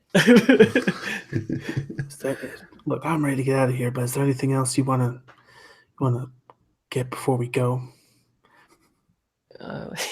Let's look around. I'll look around for keys to the studio then, or anything else, like quickly before we leave. Yeah, you can be a quick die roll. It's fine. Okay. I think my singing habits help me here. That's good. Yeah, you could start harmonizing with her while she's singing in the bathroom. Yeah. That's a 2 again. Do you want to risk insight? Get a better result? Yeah, I'll do that. A 3. Woohoo. Okay. So that was the higher of the dice. That means you're going to have to do an insight roll. You find a ring of keys. Whose keys, unclear. If it has a studio key, unclear. But you've got a ring of keys. It's what you find. As soon as you guys are moving toward the, well, actually, like, maybe we suggest that like Nita is like keeping an eye on her while you're looking around real quick, Pippin. And Pippin, you see, like, you know how you can sometimes see like shadows beneath the crack of a door, or like there's like a pair of legs, like someone's standing just outside the apartment door. What do you do? And I like throw open the door. You just whip it open. Yeah. It's a little girl. Oh. From next door. I like audibly breathe out. She says, I wouldn't stay in there very long if I were you. He's been wanting to get in there for a long time. Who's that? And she just looks like down the hall. Like she just like she's framed by the door, and you just see her turn her head. Oh my god. Okay. Roll insight. Yeah. I'm happy to. I got a 3. Okay, you're good. And she turns back to you and says, I better go. And I'll like turn back to Anita and say, Anita, I think it's time to go. So when I look back, is she gone? Yeah, she's gone. Yeah, I'll check. How many keys are there? Can I check if any of the keys are the key to the apartment? Yeah, you probably don't have time to right now. Yeah, if you just want to get out of there. Yeah. Just to be safe, we have a key to the apartment anyway because we have that duplicate. So I lock it from the inside if I can, so that if Clayton does come home, he can't get into his own house anyway. Hopefully. Okay. Well, because it's weird and she's weird. I don't know what's going on. Fair enough. I'll give like one final disdainful like look like up and down, like and slam the door. Well, let's put you all together at the double Q. Cherry pie hits the table. Indeed. Yeah, let's just have that scene. So you two come in and I'm already sitting there in the booth, I said, I took the liberty of ordering coffee and cherry pie for everyone. Hallelujah. Prescient. Yeah. Wow. Holy Jesus, you two look like you've seen something. Like you're all kind of jittery, like as you come in. Kind of. What did you find there? Nothing but problems. So yeah, I look up to like Anita tentatively, and then I sort of like deflate in front of you, and then I say, "There's a woman in Clayton's house that looks like Lena, who says that he's only been gone since this morning. She looks exactly like Lena. You couldn't tell the difference. Anita even slapped her. She's real." She's deranged. Pearl says Clayton's been gone for at least 2 weeks. Right. So that would make sense. None of this makes sense. And Pearl said herself, she's been over to his apartment, check there, and he's not there. Like, 2 explanations for this. Well, to be clear, Pearl said that she just talked to the landlady. She hadn't gone. Okay. Yeah. I want an insight roll from you, though, Flash, just for that bit of information. Yeah, sure. Yeah. Anita checked thoroughly if she was real or not. Shook her, slapped her. I rolled a 6 on my insight. Okay, so that's going up. Insulted her. She's Mm. there. Yeah, I know, like snuck into an apartment, assaulted woman. Yeah. Yeah. And yeah, so yeah, continue. The apartment is like, there was a calendar, it seems up to date. The whole place is just giving me the willies. It's hard to make sense of, to be honest. Hmm. I hope Well, that you fared better than us. Well, yeah, I asked around a few places. You know, found out that this Clayton fella, seems like he's a bit touched, you might say. You know, been getting a reputation for himself for blabbering about his dreams, wandering through his dreams, and a bit of a strange cookie. And get this, can't put it down to hallucinogenic drug use or anything. Says that I know very well. The main dealer in town says he's never even encountered him before. So yeah. Pearl said, not too long ago, his spirits came back up. I think that's when this woman came into this man's life. All right, now 2 explanations, right? One, she happened to find out that she looks like Lena and has been taking advantage of this man and his hospitality and who knows what else. 2, she's just crazy. And she's assumed this position because she's nuts. Either way, person like that, either immoral or insane. And I think that could lead to something happening. Maybe he challenged her. Maybe he said, wait a second, I don't think you're real. Maybe he came too. But there's all this. She's talking about seeing people, seeing things. I don't know. Whole damn apartment buildings full of kooks, if you ask me. From the kids to the landlady, top to bottom. You saw some weird kids in there. Because I tell you, I got a little story to tell you if you want to hear about weird, spooky ass kids. Oh, do you show us the photo? Oh yeah, perfect. Yeah. Well, you wouldn't have had time to develop it yet, right? But Oh, I was picturing like a Polaroid or something. no, there wouldn't have been anything like that back then. No. Do you have like a negative you could show us? Maybe, I don't know.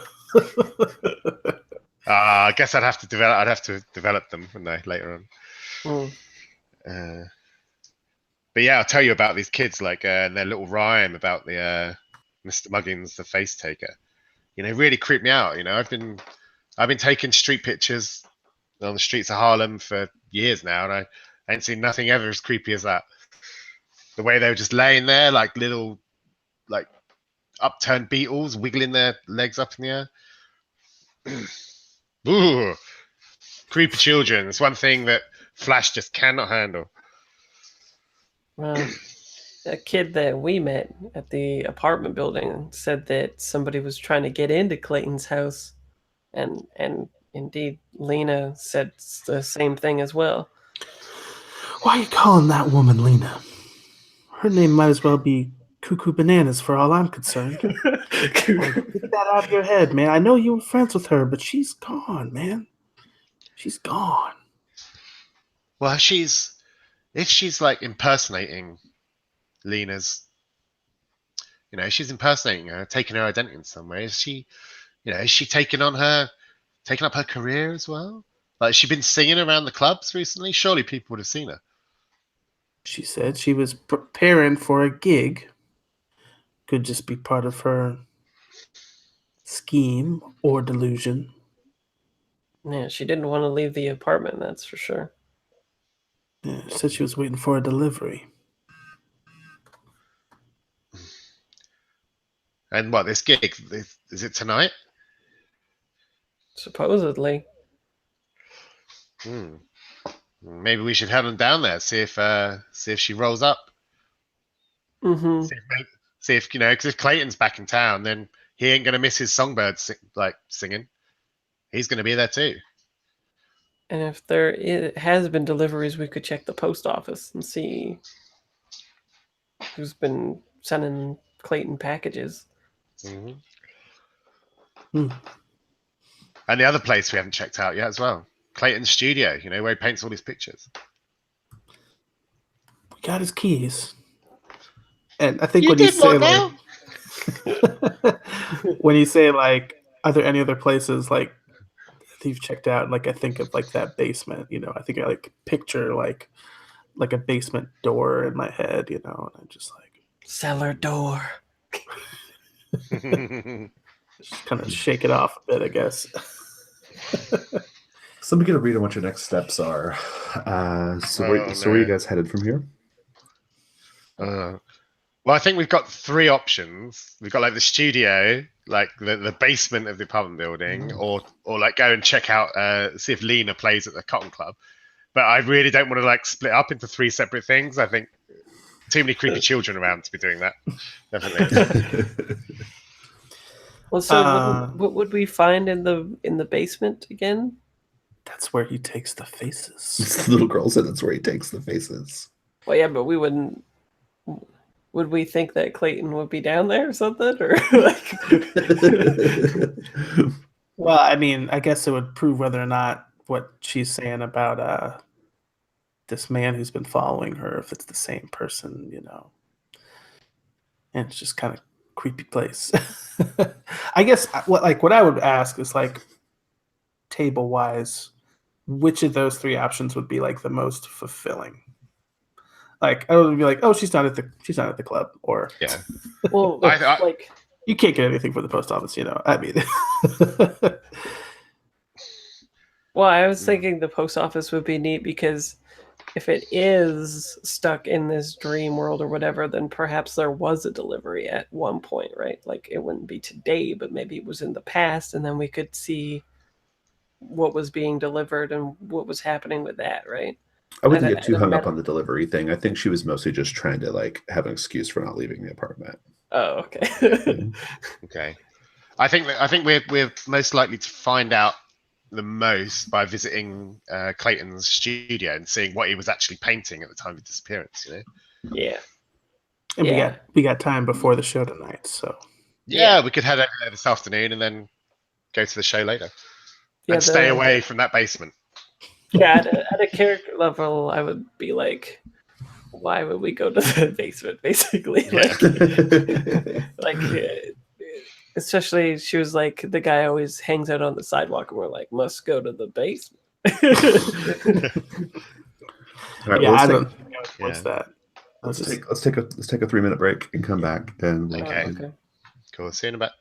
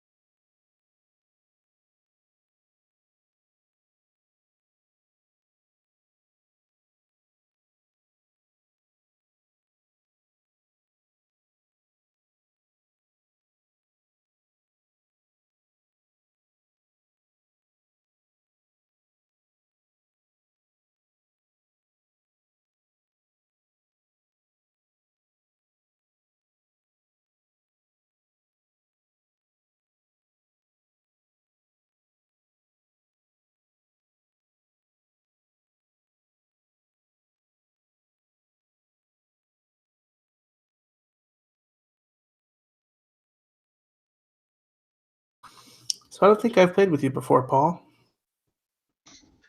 No, don't think so. I'm quite new around the gauntlet. Only been around for a couple of months or so. And obviously, I'm in London as well, so I'd imagine that the time differences mean sort of get to play with people living in the States, kind of like when they run sort of morning games at weekends and stuff. But yeah, sort of a lot of the evening games that people play like over in the States like start at like kind of midnight, 1 o'clock in the morning, like for me. So not for me at all. Well, it's nice to meet you and get a chance to play with you. Yeah, it's cool. Nice to meet you too. Yeah. I've seen you in Slack a bit. Mm-hmm. Hey. Yeah. A face. Yeah. I think our Gauntlet UK numbers have kind of been taken over by like our ASPAC and Canadian groups. So it's out there though. Yeah, it's really cool. I like the fact that sort of different games. You might have like a couple of people from the UK, some from Europe, someone from like the States, and it's really nice. Like you get all these sort of different people. Love it. Yeah, really enjoying it so far. I've probably played like 15, 20 games or so in last couple of months. Yeah, really enjoying it so far. That's great. And this is like the first time I've ever really done like RPGs kind of online, like over Hangouts and stuff. I've always been face to face before. Sure. What sort of stuff do you cool. do you typically play face to face? Do you do story games and stuff, or? Yeah, mostly. Yeah, like about 6 or 7 years ago, I started up like a little group in London called Storygasm that was like sort of story game focused like RPGs, and it's just like a decentralized club where someone would just say, hey, this week I'm going to be running this game, and we just meet up in pubs and stuff, and there might be 2 or 3 like games running at once. So yeah, we used to play a lot of the stuff that sort of come out of the Forge, that kind of stuff. What did we play? The Mountain Witch, played that quite a bit. That's really good. And then this is when like Apocalypse World kind of first come out, and we started playing a lot of that. And I've played. Yeah, so from then it's mostly been a lot of like Powered by the Apocalypse stuff. Did you see that Mountain Witch is getting a second ed on the 5th? No, I didn't see that. No. Yeah, on Kickstarter, it's dropping on the 5th for 2nd edition. And wow. Kira McGran is doing a article in it in playing outsiders in a different cultural experience. So. Okay. Oh, that sounds great. Yeah. So, yeah. Have either of you two played the Mountain Witch before? No. It's one of the games that like has been lauded on the podcast before, so I've always wanted to check it out.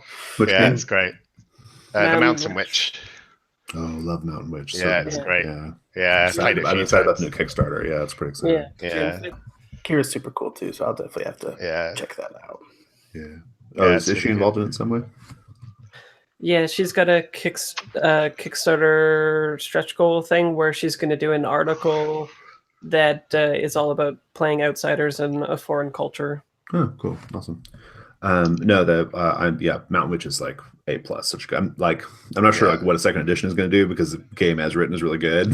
Because there's something there, but God bless them. Get your money. Do your thing. Because the game is like pretty perfect. Like I'm not sure like what else there is to do in the game, but okay. So, what about that Shab al-Hiri Roach? That's a game. That's a game that needs a second edition, like desperately. I've had a copy of that sitting on my shelf for like 7 years. I've never played it. It's super fun. It's just awful. It's damn near unplayable. But like you enjoy it just because the setup and the setting is so enjoyable. But like mechanically, the game is just a hot mess. Yeah, I've heard too that they want to get a bunch of. He might be incorporating a bunch of hacks of the Mountain Witch into 2E, so maybe that's his. I'm sure there'll be some value added. I'm not sure that's not, whatever. It's fine, but all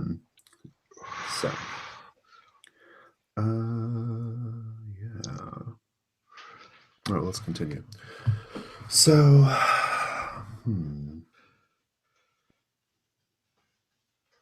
What's your guys' next move? What's your next step? Studio time, I think, right? Yeah. Cool. By this time, it's probably like 4 or 5 in the afternoon, I guess. His studio is not far from the apartment, a few blocks away.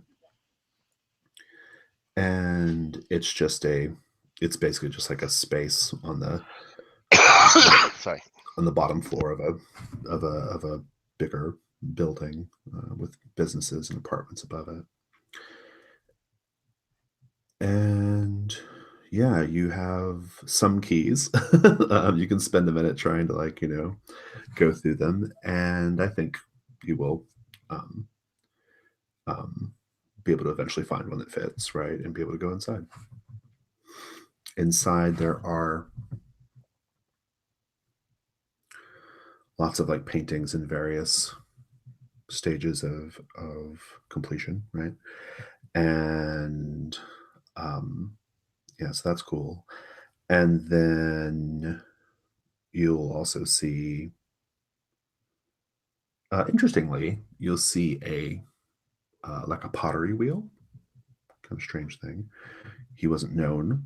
Pearl didn't mention any working with pottery, but that is a thing. And yeah, at a glance, that's what you guys will notice. Pippin, what do you do? Yeah, I think I'll. Well, for one, if he's been missing 2 weeks, is the floor got like dust settled on it and stuff like that, or? Yeah, just give me a roll, see what you can find out. Okay.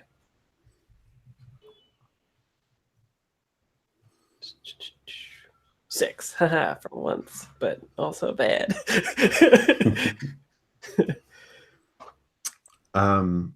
He definitely has not been in this space for some time. You will pick up on. Well, let me take that back. Yeah,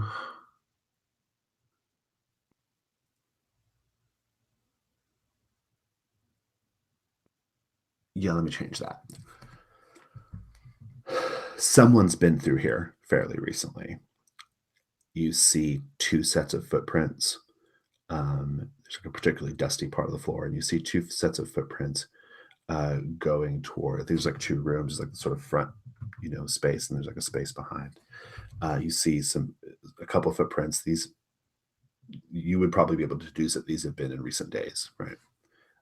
Someone going around. You might even get some indication, you might even see some prints around here and there of somebody who'd been kind of looking around or moving around the space a little bit. But for sure, there are a couple of people who came in here fairly recently. Who can say? Who knows? Hard to tell. But while you are doing that, while you are looking around and trying to figure out what's going on, I think maybe you go to that backspace, and it's kind of like an office, papers and things and whatnot around. You will look out the window, which looks out into the window towards the back, looks out into an alley, or a sort of back alley, right? That connects 2 streets or buildings on 2 different parallel streets. And you'll see a man just standing there, meet your gaze. He is a Black man. He is, age is hard to tell. He's definitely a little older, though. He's not like some young teenager. Wearing a kind of a long, kind of duster or trench coat thing. And he sees you. You probably look a little shocked. He moves his hands up like so and puts his fingers at the corners of his mouth and goes, and stretches them into a smile. That's freaky. Roll insight, please. Well, I'm gonna whip out my camera and take a picture of him with a big flash gun, like going off into the Oh, were dark you there alley. as well? Roll insight for me if you go Yeah. as well. Yeah. It's going to be one of those things where like you develop it and it's just like the window pane or whatever, right? Flash like reflected. I got equal. I got a 4 equal to my insight. Okay, so you're good. It doesn't go up. And well, what do you guys do? I think I roll up the window and I say, "You wait right there," and then I like try to like run out and get to him. When you get to the back, there's nobody there. Yeah, of course. Did he say anything or anything like that when I say you wait right there or anything? No reaction. Man, that guy was freaky. Okay, I come back and I'm all sweaty and panting, I guess. And meanwhile, Nita, what are you up to? You say Anita? Yeah. Yeah, I'm just looking at these paintings. I think I'm just like, maybe some of you even have like canvas over them, and I'm just like soaking them in. Yeah, it's good. Roll. I don't know, just like a 1 die roll. Sure. Well, it's a 5. Oh, good. Something you notice about all the paintings, there are figures of people dancing, of people hanging out in the park, figures of kids playing, scenes of Harlem, right? The styles vary. He started with a very like sort of realistic style, and then he moved into this more like impressionistic style. And there's samples of all that work throughout, and they're dated, so you know there's like a progression, right? And earlier in his career, it was very realistic, right? Like it was all about detail. But one thing that all of these paintings have in common is none of the figures have faces. Even the realistic ones, huh? Mm-hmm. Like for the realistic ones, are they just not facing the viewer? It's true sometimes, yeah. But then I see one and it's just like blank. that makes me feel a little uncomfortable. I think I want to like even inspect that a bit further and like see like have they been like painted over, or like is this like a fresh brush stroke sort of thing? I mean, he works in oils, and oils take weeks to dry, and these are all dry. Right. Yeah. I think back to that face taker in that basement, you know. I think I try to go and find Yeah, you can head back. Pippin. Yeah. Meanwhile, what were you up to, Flash, in that liminal moment when Pippin ran outside? And I'd be going through the drawers because these these paintings like really they're freaking me out. I don't like these faceless paintings. Yeah, of course. Especially after what those girls were singing on their jump rope thing. So yeah, I think for the faceless paintings especially, I'd like for you to roll insight if you don't mind. Great. Yeah, sure. Yeah. Yeah, for anybody who looks at the faceless paintings, just give me an insight roll. Only because you have been hearing these like weird coincidental talk of faces missing. And I am at 5 now, just so you know. You're at 5. Good. I rolled a 1. Okay. Which is I assume they point the paintings out to you as well. Pippin, if you want to roll that. Yeah, I rolled a 2. Okay. Now that you're at 5, Anita, you can do what's called suppressing mythos knowledge. Whenever you destroy something related to the mystery that would suppress whatever this is, you get a chance to reduce your insight, and you can keep doing that. You can keep destroying things and reducing your insight. Claw back the reality as you know it. So yeah, when we had looked at that painting that Clayton had given Pearl, that person up against the window had a face, right? He did, yeah. I think I start like picking up these canvases. I'm just like piling them like in a square pile, like where we can pick them up, you know, because they're flat. Yeah. I just start piling them up. You said you were going through drawers and papers. Flash, you're going through drawers and papers and things. Yeah, that's right. Yeah. I'm looking for looking for, you know, like correspondence or anything, like if he's maybe written some letters or received telegrams like in the last couple of weeks. Yeah, give me a die roll. Yeah. Probably one die. Yeah, and whilst I'm doing this, whilst I'm like going through the drawers, I'm kind of like, you know, just looking over my shoulder at Anita, just like piling up paintings. I'm like, what the hell is this woman doing? Like, what was your die? A 4. 4, that's pretty good. You will find a set of journals that he kept, and you will find a stack of, seems like maybe like a stack of like blueprints or drawings or something like that, sketches. Well, like preliminary sketches of the paintings that he's been doing. Are they like that? I'll flick through them. If you flick through them really quickly, yeah, there's some of that, but there's also like a lot of sketches of what appears to be like a sort of like a cylinder with little carvings all over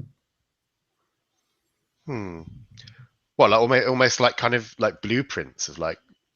More like kind of like drawings, yeah, kind of. Oh, like a still life kind of thing. Yeah. And this kind of this stands out to me because all of his other work is kind of figurative of like figures and stuff, and then there's this drawing of like this kind of object. And it's like, I didn't know that Carlton was into sculpture. Maybe he was looking to widen his artistic insight. And what's going on with this pottery wheel? I think I go over to this pottery. Are there any? I'm going to look. Are there any kind of bits of work like pottery, like around the pottery wheel? Yeah. Now that you're looking, you'll notice that there are some. They look like sort of discarded, like half-done clay cylinders. Right? Okay, and do they look kind of similar to these done in the sketchbook? Yeah, you can tell that's where he was going. Yeah. So I'm going to pick up. I'm going to maybe pick up one, the one that maybe looks like most finished. You know. Yeah. And I'll take it. I'll take it with me. Yeah. Slip it into my photographer's bag. Meanwhile, what are you doing with all these paintings, Anita? I think so. I've got like a nice fat stack of paintings, and I like pull out my lighter, right? And like it's like a Zippo kind of lighter, so like it's like lights up, and like the flames are like reflected in my eyes, you know. And I just look to you, Pippin, like for permission, almost, right? Because you've seen these paintings too, right? Yeah, I looked at them. They're pretty unsettling. I think you got to do what you got to do, but if Clayton comes back and all his stuff's burning, might be like, what the fuck, right? Yeah, if he comes back, right? Do you think he's dead? I don't know.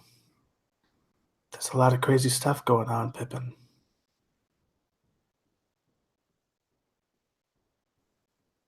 I think, like, unless you try to comfort me, I'm gonna like blow it up. And like, my intention isn't like to burn down the whole studio. I'm guessing there's like some like you can put them in like some kind of like trash can or something, right? Right. Yeah. Sure. Roll plus or roll your insight die, and if you get under 5, you get to lower it by 1. Nice oil painting fire. Oh no, it's equal. Nothing happens. You're still at 5. Yeah. I don't feel Tell me how that tell me how this doesn't make you feel better. I think it's just like I'm staring into the fire, and like the face I see, like there's like one particular picture, probably like a little girl or something without a face, and like the fire is like it's like melting the oil, and it's just like the like faceless brown paint is just like streaming down her whole body, and it's just like still gross. Yeah. Well, you guys have some documents, you have some journals, you've got yeah, that's pretty good run in the studio. Probably around 6 p.m., 6:30 p.m., something like that. Getting to be dark because it's the fall. Actually, it's probably already dark. What do you guys do? Where do you go?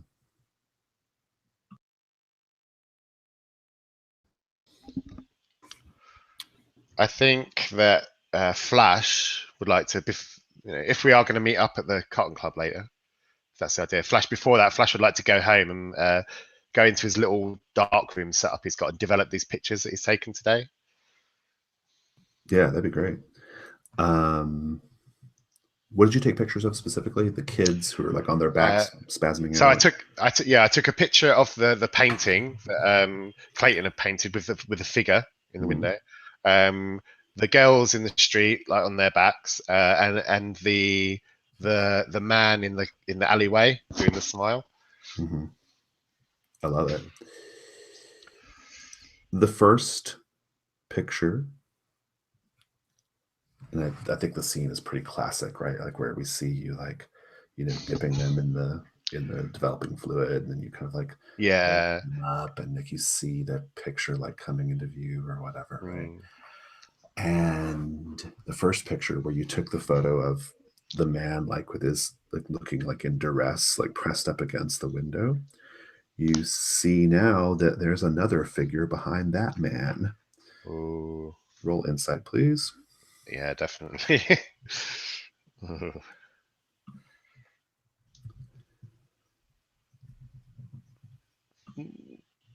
Oh, I rolled a 1 on that, so I'm okay. Very good. The second picture of the little kids on their backs like beetles, their arms and legs up in the air. There's a figure, the same figure that you saw in the alleyway, kind of like standing over the children, right? Like walking amongst the children. He wasn't there. He was not there the before. street. Roll another insight roll, please. Oh, has he still got the same face? Has he got that big doing, smile? Yeah, he's doing that like smile. Yeah, like right into the camera. Like, oh yeah. There's no way I could have missed him, like from the shot, like No at all. How'd your second insight or your next insight roll go? Oh, hold on. Let me reroll. 3. So okay. Keeping it together. I'm like, hey, probably I was just distracted. Wasn't, didn't notice this guy. He must be tailing us or something. But yeah, what a freak. In the third picture, you don't see him out there at all. It's like there's nothing out there. He was definitely there. But you also managed to snap a picture of a mirror on the right-hand side of the window, and he was clearly standing behind you when you took the picture. Roll insight, please. Oh, that's horrible.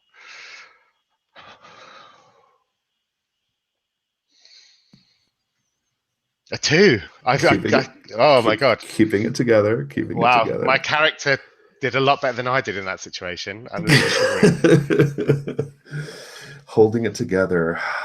Clearly, there's something strange going on. Yeah, at that moment when when the picture comes out and I see this guy behind me in the mirror, my first thing I do is like look directly like over my shoulder, like, and there's a mirror there, and like I look back into the mirror.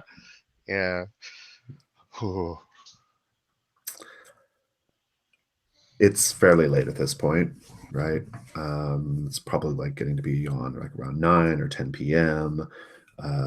We did say that was a Saturday, so of course the nightlife is coming to life. Let's just go around the table. What are you all doing right now? Pippin.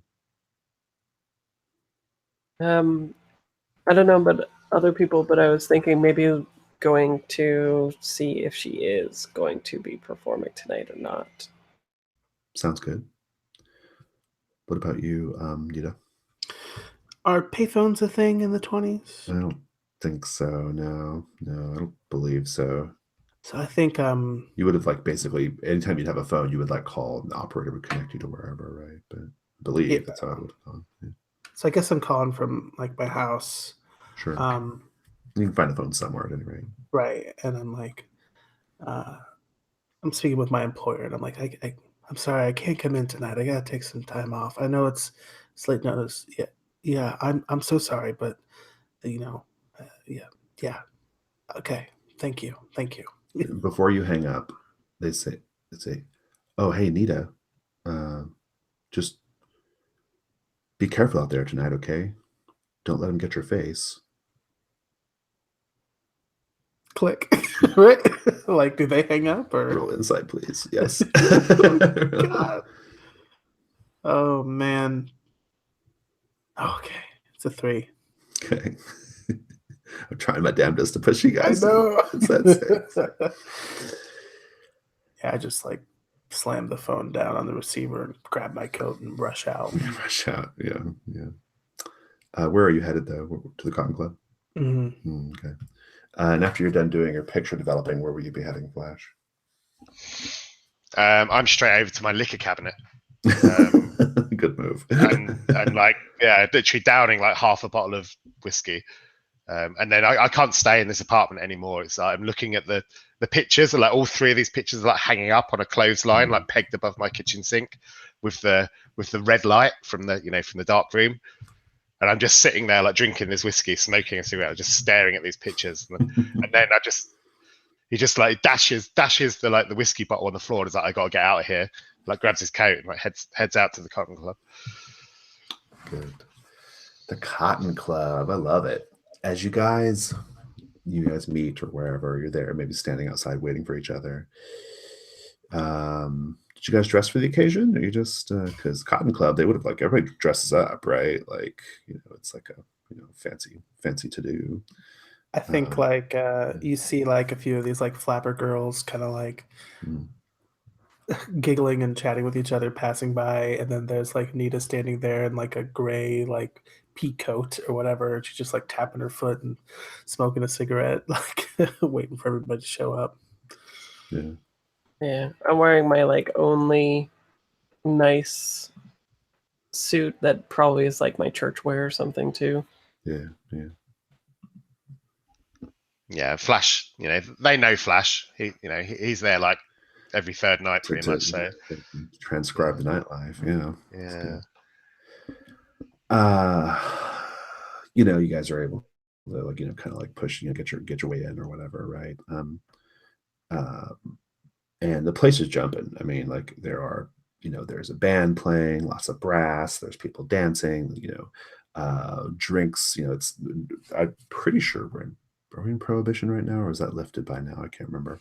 But in any case, drinks are being served. All that stuff is going on. There are big, huge, like palm trees or like transplanted palm trees, like in big planters, like kind of all around, and beautiful like velvet, like velvet couches, like the kind that are like round, like circular couches, so you can kind of sit all around it or whatever.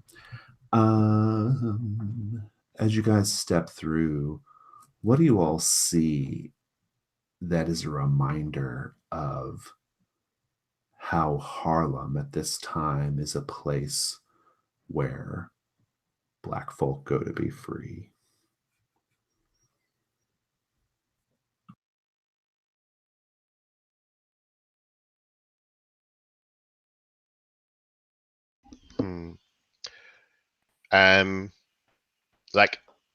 Like when you're out on the street, everyone's dressed in really kind of dour sort of clothes. There's no sort of color. You know, a lot of people's expressions are quite hardened, like out on the streets in Harlem. But in here, like, you know, everyone's wearing kind of bright colors, and like everybody's smiling. You know, that's the thing. Like everybody's having a really, really good time within these four walls. Nice. What do you think, Fraser? Yeah, maybe people are liberally passing around like weed and like a whole bunch of other drugs and stuff like that. There's no fear of like reprisal from police and stuff in here, right? So people just do what they please. Nice. Michael? I think somebody like takes Nita by the hand and like drags her out to the dance floor all of a sudden, and they're like laughing and dancing with her, and even though she's all, kind of austere looking. Can Anita dance, or has she got kind of two left feet kind of thing? Is it really a bit She's awkward? got some moves. Yeah, I don't Oh, think nice. she's doing like the the swinging your partner over your hip and like between your legs type moves, but yeah, she's this feels good, I bet, after all this tension. So yeah. Well, you enjoy the place for a little bit, and then what's your first what's your first move as far as investigation goes, Pippin? I think I'll check with whoever lines up the acts to see what's playing tonight. Oh yeah, you would know that person, right? Yeah. Mhm. Is hey Pippin Palmer, are you on stage tonight? No, not tonight, but I'm wondering what the lineup is. We've had a intense couple or intense day. We need to unwind. Yeah. He begins like rattling off some names. Some you've heard, some you haven't heard, that kind of thing. No, Lena Thoreau. Right, of course. And I think I sort of nod gravely, expecting the answer, but fearing the answer. And I'll like, explain or, just do some like pleasantries and then go back to the group and report that indeed Lena is not singing, which makes a lot of sense. She's dead. Yeah, it would be strange. But you never know. It could have been like an act that was like the new songbird of Harlem or something like that. But nope, nothing like that. So I guess you were right, Anita. She's just holed up in there, trying to be Clayton's girl when she's not around. It's a sad state of affairs. But we still haven't found Clayton. Mm-hmm.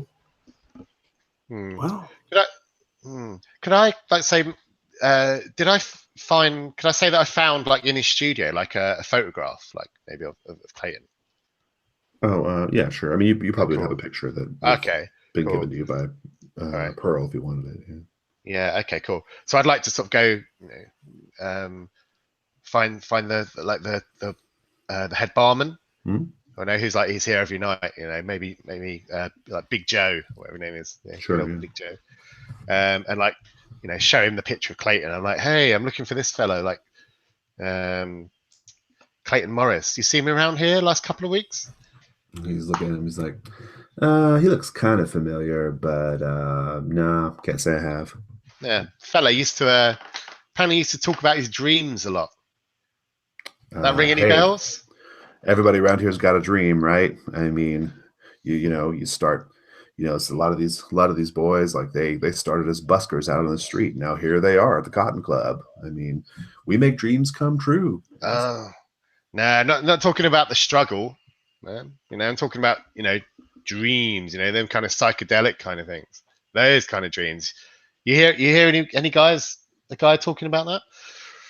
No, friend. I can't say I have, but maybe somebody around here could, if you're looking for a priest or a fortune teller or something, maybe somebody can help you out. But I don't know what to tell you. Sorry, man. No problem, my friend. I'll tip him like extra. Cause I'm pretty embarrassed about that. Indeed. I don't know if this is like a dead end that we're at or whatever. But if it is something, I was thinking it might be fun to actually see if I could get on the list, and then before singing, do the sort of like announcement thing, right? Like, hey, Clayton's gone missing. If anyone knows anything, come talk to me after the song, and then I just like sing a number or something like that. You might have to convince that guy. We'll name that guy Jerry. So what do you say to him? I say, someone's gone missing. We're looking for them. Would you mind if I had the mic tonight for a hot minute? He's like, man, everybody here is high or drunk or getting ready to get their freak on. Like, this is, you can't bring down the energy like that talking about missing people. I mean, it'll only be a minute, and then I'll sing my best number for you. Roll. Okay. I'll give you 2 dice on that roll. Okay. The highest is a 2 for Layton's sake. He will say, man, I'll make your announcement for you. Just tell me what you need me to say. Just say if anyone knows Clayton to come talk to us, and we'll be over by the velvet chairs or whatever. He's like, all right. After this song is over, I'll get up there and I'll say what you want me to say. You just go sit down and have a drink. Okay, thanks. And like the number finishes and Jerry gets up there. He's like, hey there, kitty cats and dogs. We've got something to share with you all. So it turns out there is a cat named Morris. Morris has gone missing. We think that maybe he was last seen at the bus stop, and he got on the bus, never came home. I think that's a story we can all relate to, right? Getting on the bus and never coming back home. Bus usually takes you right here to Harlem, and everyone's like, woo! Yeah, everyone's so excited. Anyway, if you know this guy Morris, people are really, really worried about him. And if you know something, just let somebody know. And then he's done. His announcement. I'm guessing nobody comes by. No. The information, the request was not super precise. Let somebody know. Yeah, I'll turn to you, Pippin, and say, yeah, some announcement. Yeah. Well, everybody's drunk or high anyway. Who knows what we would have learned? Should we call it a night? Okay. I took off work. I don't imagine I'll be getting any sleep tonight. So I'm ready to keep looking. Yeah, I mean, that's true. You took a shift off tonight for this. So Right. you got to finish the thing, Nita. And the last place that we have is the basement. The basement! In the dark! Yeah, let's wait until like 2 a.m., the witching hour, to go to the basement. Soul's midnight. It'd be close to midnight by now. So. Yeah. Okay. As Well, long yeah, as I mean, we if get there before 3. Yeah, well, I'm going to say, like, if Clayton and Lena didn't turn up here tonight, then they must have stayed home. They must have stayed home and ordered takeout or something. Maybe we just go and, join their little party. There's one place we haven't looked yet. Where's that? This little girl at the apartment complex, she said, there's this guy who takes faces and he keeps them in the basement. Sounds like a bunch of hooey to me, but that's all we have left. Oh, and Flash just he starts sort of quivering and his kind of tongue's almost kind of lolling out. And he's like, when he starts putting 2 and 2 together, like with these kids and this person with the face and the pictures that it developed. I think someone's onto us. You know, I've been taking snaps all day. I've been taking pictures. Well, you're probably going to think I'm crazy. I'm talking mad, but I developed them tonight before it came out, and Yeah. in each one of them pictures, well, two of those pictures, I saw that fella. You know, that weird fella out in the alleyway by the studio. You know, making like that with his face. He was in a picture I took earlier in the street, and I sure as damn hell he weren't there when I took the picture. And then he was in the picture that I took of the picture. You remember of Clayton's picture? Yeah. And then I tell you, the one picture he weren't in was the picture I took of him in the alleyway. And you saw him. You saw him standing out there, didn't you, Anita? You tell me that I'm not going crazy. You might all be going crazy. Yeah. Please roll insight, Anita and Pippin. Currently going crazy. Let me see if I go full crazy though. Just a 5. Okay. I got a what? You're in the clear. Sounds like you're going back to the apartment building, though. Yep. I want a baseball bat.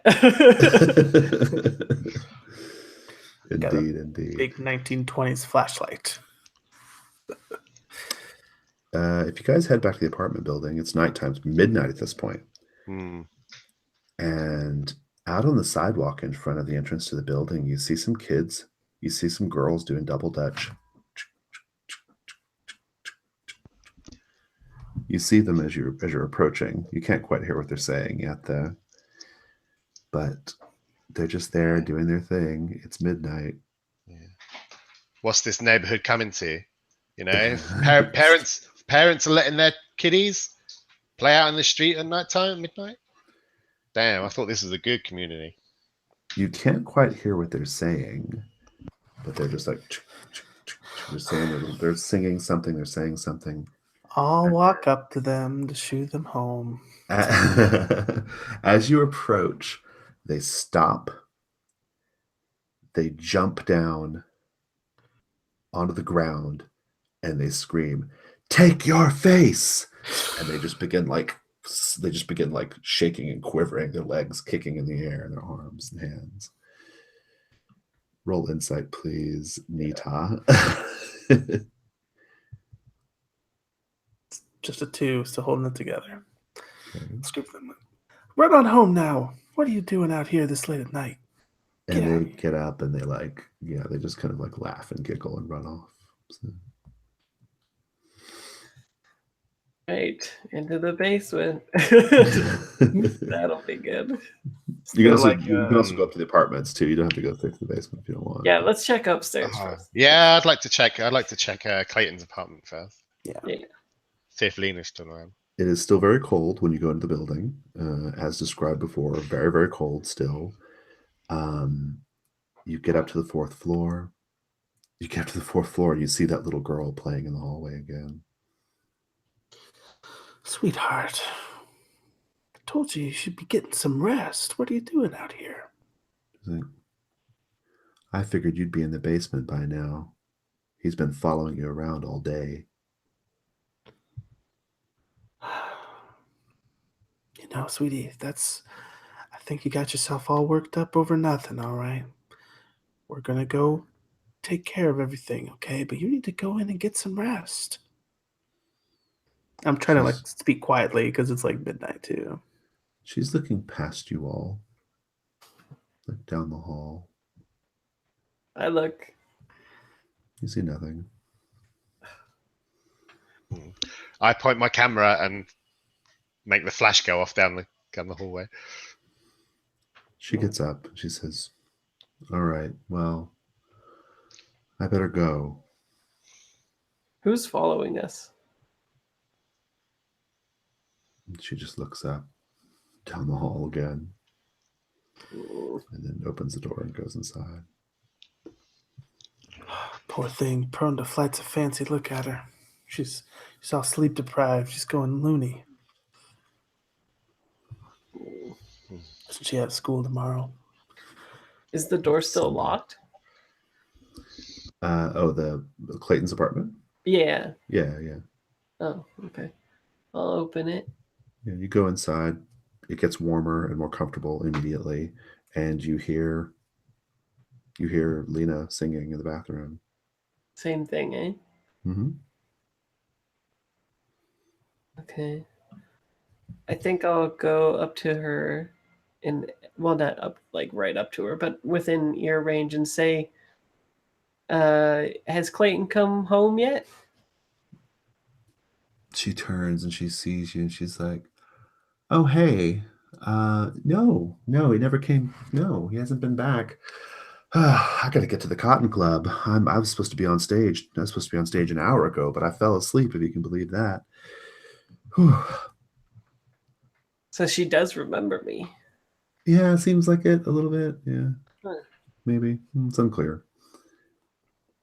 Is there any sign of like a disturbance? Has the room changed at all since we were here before? No, it seems about the same. I assume you're in there now as well, Flash. Yeah, I'm in there now. She looks and she sees your camera and she says, "Oh, no. I'm not. You can take photos out on the street. Nothing here where I live. That's not how this goes." Oh, yeah, that's fine, madam. Didn't mean to cause any insult. I'll keep the camera away. Why you'd want to take a picture of me. I am the songbird of Harlem. But, well, gosh, I could go for a drink. And she goes and she begins making a drink at the bar.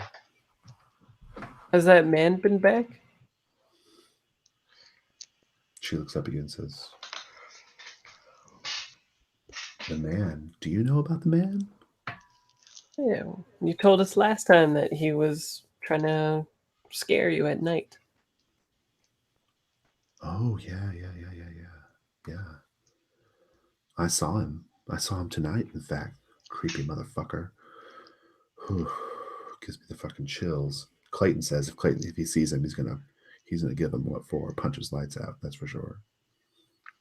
Maybe worse. Clayton has a terrible temper. Do you see him around a particular time at night? Well, and she goes and she looks out the window. There he is right there. Oh, I go look. He's there. You see him standing, looking up the window. Smile thing? Yeah, he's just staring at you. It's the same guy, though. Oh. She's like, "Creep. Oh, I tell you what. Gives me the chills." So, he sneaks around in the halls. You know that, right? I sometimes hear him. I can hear him running his fingernails along the walls, scratching around. And then he just stands there outside the door, just breathing all heavy. I think I have a pretty good arm. I want to take something in here and whip it at him. Down onto the street. Yeah. You can, and it'll go wide. And he doesn't even react to it. I want to look for that pistol. No, it was in her pocketbook before. Is that like sitting somewhere? Sure, yeah. While they're looking out the window, I want to go and try to pull it out. You can grab it. Okay. She goes back to her drink. She's like, "Whew, well, it's so late now. Maybe I'll call Jerry and tell him I'm not going to make it, or he'll just assume, I suppose. I feel terrible for standing him up like that, though." I'm going to tell her that we were just down at the Cotton Club just this evening. Were you? How was it? Yeah. Was everybody having a good time? It was jumping in there, I tell you. But you weren't on the bill, Lena. I think you must have got your nights mixed up, because we were down there and you weren't scheduled to perform tonight. We were hoping to see you sing. She goes to the calendar. She's like, "You're right. How foolish of me. And here I am, all dressed up to go out to perform."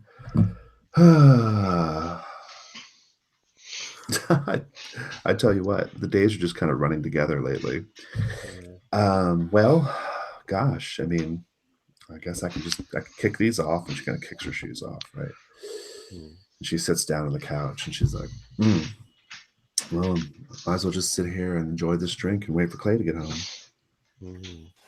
I'm gonna. Oh, go on, Fraser. Sorry. I was just thinking maybe we could like quiz her a little bit, right? Like something that only Lena would know that maybe Pearl had told us or something about. Yeah, it all checks out. All that checks out. Okay. Okay. I'd like to sort of wander around the apartment and look for anything that resembles that strange cylinder that I saw in the sketches. Like, because there were loads of almost like aborted attempts at it on the pottery wheel. Maybe the finished versions here in his apartment. Absolutely. And would some of you guys have been going through the journals while Flash was developing the film too? Is that something somebody would have done? Oh yeah, because Flash, he's not too good at reading, so he wouldn't have gone through the journals. Yeah, He's more of a visual guy. Sounds like a Nita thing. Nita, just give me a roll so you can see what you would have learned from the journals. Yeah.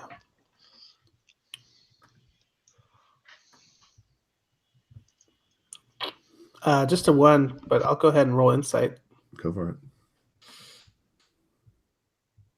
4 on the insight. Okay, so that's going up. You'll owe me an insight roll, but I'll tell you what you discover. Clayton believed very strongly that he was able to travel to another plane of existence called the Dreamlands, and this is where he found inspiration for much of his work. He had been approached in recent months. By a group of men who play cards together in another part of town, a group of white men, rich white men, who get together for a regular card game. They'd approached him, and they began talking to him about a way of using his access to the Dreamlands to bring Lena back, to have quote unquote Lena with him all the time. And you can kind of match up with some of the stuff he was working on. It seems like this little thing he was working on was some kind of device meant to sort of harness, use his like sort of access to the dream world to harness something, to harness it maybe. Who knows? Who knows exactly what the device does is unclear. Does it detail anywhere like what the method is? Only that they told him like what the device, this clay cylinder has to look like and what kind of symbols to scratch on it. Okay. Yeah.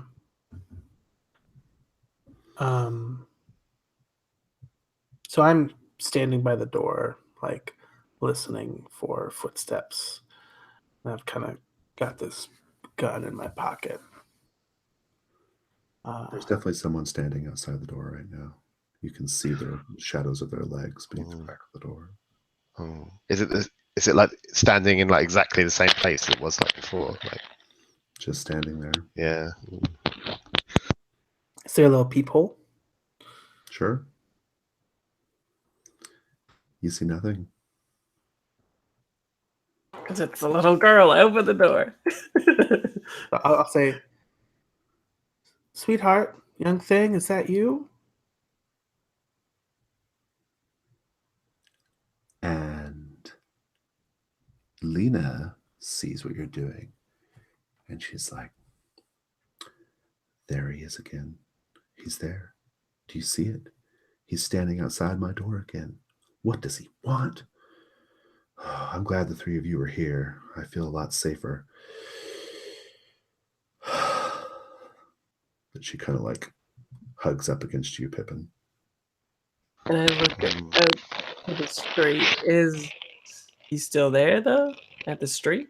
No. Oh. I say, come on, Pippin. We need to give this guy a hiding. I looked at the peephole, right, and see nothing. I just like Nothing. shake my head at you two, like, There's Well, definitely no. legs. So sweetheart, remember I told you, like I'm kind of like ignoring what Lena said, and I'm like, it's time to go off to bed now. I'm gonna need you Off to to give me an insight dreamland, roll, remember? please. Nita. Oh no, it's not the little girl.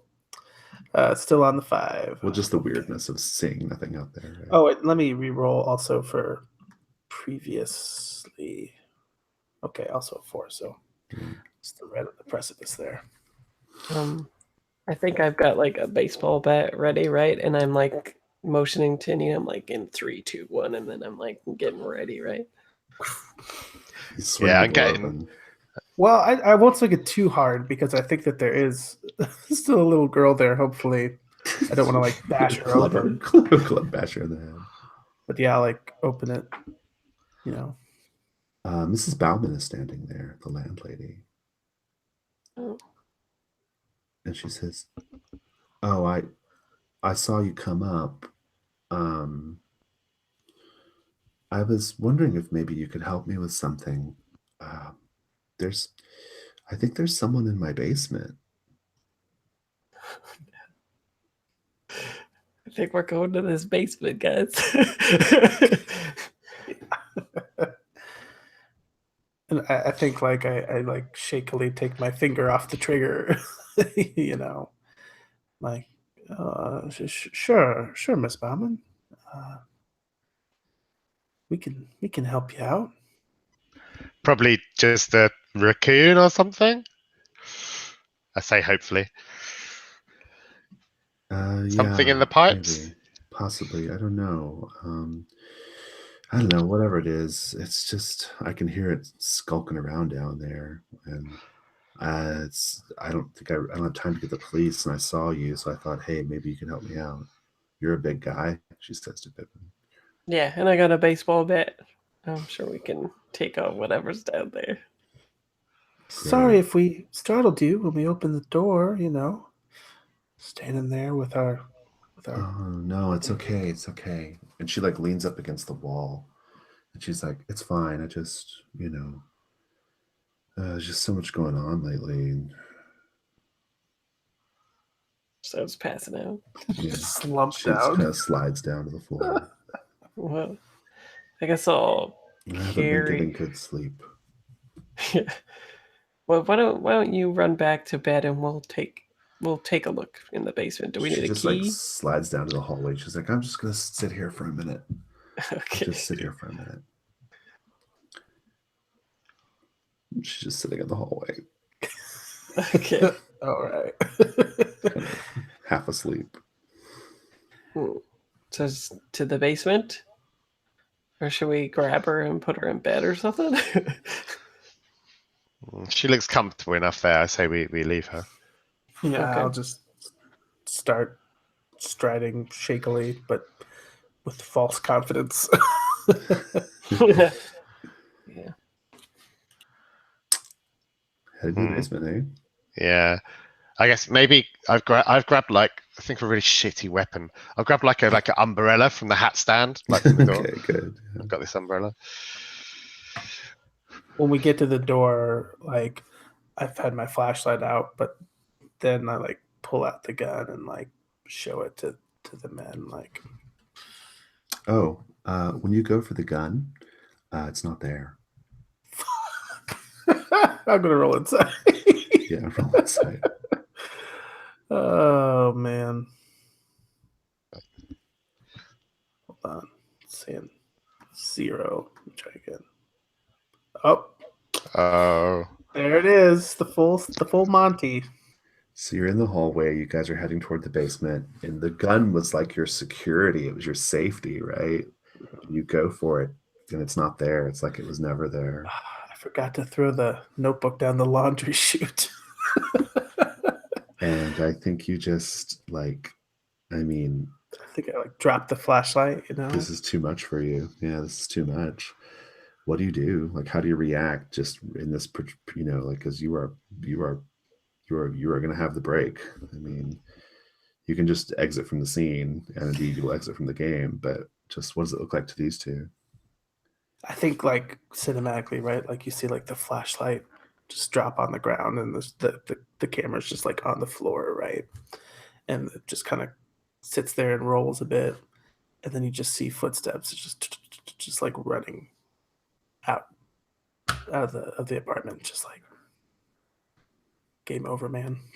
Yeah. Yeah. I'm like, what happened to Anita? Wow, she just hot-tailed it out here like she just saw a ghost. Well, hopefully she's just waiting for us out front or something. I'm a little Yeah. freaked out myself, to tell you the truth. Yeah, she's probably gone to save us a booth down at the double queue right now. She's ordering us up some of that cherry pie and coffee. They'll be waiting for us when we get out of the basement. Yeah. You go down into the basement. The basement is dark. You can leave the basement door open and there will be a little bit of ambient light coming in from up above. But if you go for the little pull light switch, the classic sizzle and pop of the burned out bulb situation will happen. Mm-hmm.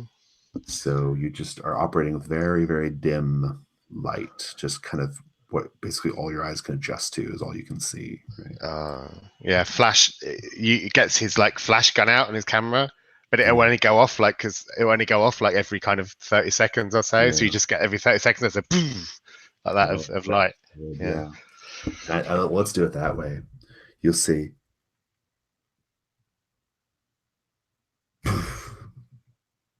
A woman standing in the corner of the basement, turned away from you.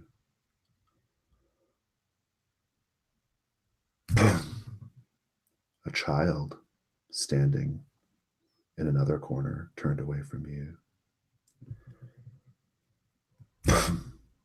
An old man, you can tell by his hunched over stature, standing in the third corner, facing away from you.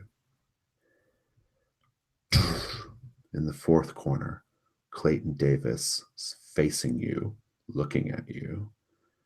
And now it's dark. Insight? Yes. Both of you please roll insight. Oh yeah, That was horrible. I got a 5, so definitely with it. Which You can makes now sense. suppress mythos knowledge. You have that power now. Yeah. Oh no! I just rolled a 6 and I was on 5. You run 5. I was on 5 and I just rolled a 6. You break. Oh. What do you do? How do you react? Flashlight just screams, and like with the final flash, when the final flash kind of goes off, he sort of screams and just throws his like camera with the flash on it like towards the corner, and it just sort of smashes against the wall. And he turns around and screams and like runs like up the stairs out of the basement, like tripping over his own sort of shoelaces, and screams running out into the Harlem streets, like leaving Pip down in the basement. Yeah, and I like that every time you guys failed, I lose my light source. Pip, you're down there in dark. You saw Clayton in that corner. It definitely looked like him. What do you do?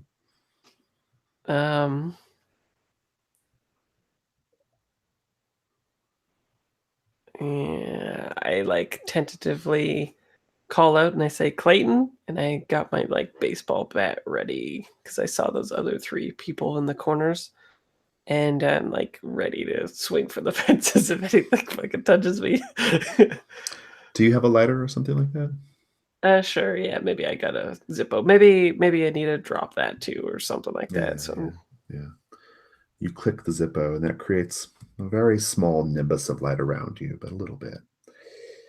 And you just see Clayton's face, like just his face, well, a little bit of his body, but mostly his face appearing like just a few feet from you in your light source.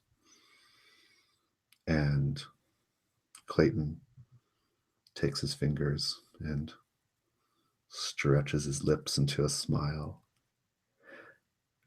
But then His hands fall away, and it's almost like the teeth and tongue and eyes step away from Clayton's face, leaving just black voids.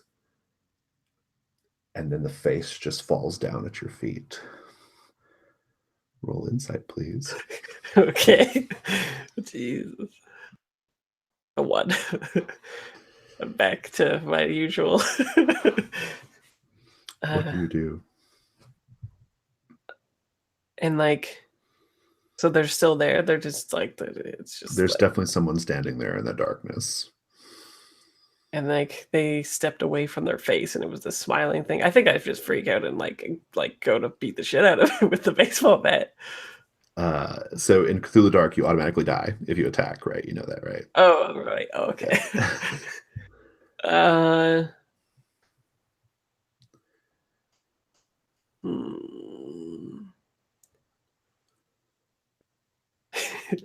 don't know. You see a glint of metal, sharp metal, a scalpel perhaps, in your ambient light. What do you do? A scalpel? Yeah. That's like the weird. person in the darkness is holding a scalpel. Instead of going near it, I toss the Zippo to like to the feet of like whoever might be there. You see the bottom of that duster jacket. I'm out. I run. I'm gonna roll against you. Okay. To escape, you must beat. You have to beat a 2. That's pretty easy. I mean, not for me.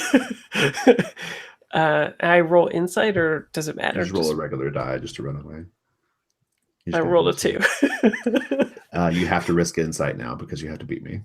Oh, right. Okay. Oh, I got a 6. You're going to escape, but you have to also give me an insight roll for your 6 or for your higher insight die. So roll insight, see if this pushes you over the edge. 5. You're in the clear. You escape out into the night. Let's have epilogues.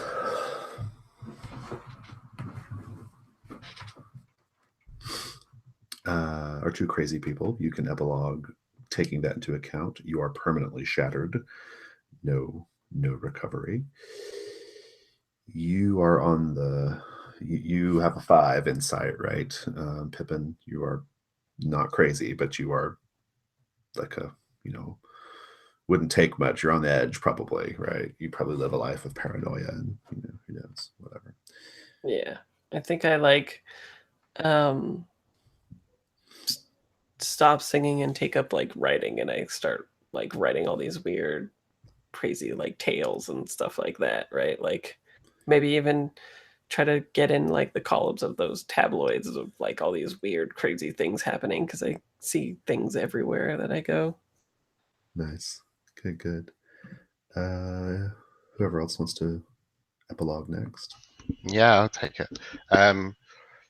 It's like later that very night, and Flash is kind of like standing on one of the bridges, like going out of Harlem across the river, and he's standing there. There's sort of traffic going past, and he's got his camera, and his hands are shaking, and he like raises his camera up, like, and then like puts the flash off, like takes the picture, and he sort of sees that face like just standing there before him, like it just like appears when the flash goes off, and he just like his face like goes completely like white, and he just turns around and backs off and just jumps like over the railing, like into the river. Yeah. That's a jump you don't survive, sadly. Yeah. We see Nita at work. Oh, at work. Okay. She's standing over a patient. You see her from behind, right? And she's singing, "I ain't got nobody." That's good. Yeah, I like it. And then like you see all these like policemen like rush in, and it's just the music playing now, right? And like the camera like pans over her shoulder, and she's got a scalpel, and she's like cutting off this person's face. Oh, nice. Good. And then she gets, like, pulled out, and she's Nice. screaming, and yeah. And I like the idea of like the camera panning out while they're pulling you away. Like we see the camera panning out to the sidewalk, and we see those little girls doing double dutch. Yeah. Maybe the credits is like Mr. Sandman, that or the really old version of it. Right, yeah. It's all like happy. I got chills. Yeah. All right, well, that was good. That was good. Ooh. Hopefully you will sleep a little less easily tonight. Hopefully. You gave us a good one today, Jason, for sure. Do I? Yeah, you gave us a good one today. That was tight. Yeah, I liked the previous one too, but this one was my favorite for sure. It was just like, yeah, so creepy. So many cool things happening. Yeah, the last week's was was much more like body horror gross, This one was much more like just tension. Yeah, I loved it. Like as soon as you were like describing the painting, I was like, this is gonna be a good one.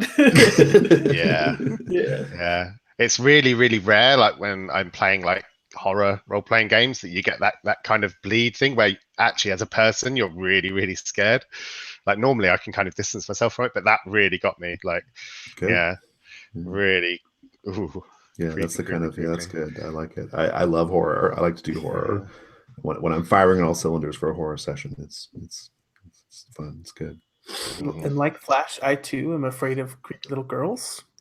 So when you had that little girl like just like look down the hallway, I was like, I love that moment when you were like, who? And she goes. I was like, ah! Yeah. That was a great moment. Yeah. Good time. I kept flashing back to like Japanese horror movies too, at the basement with like all the flashes with the people turned away from you.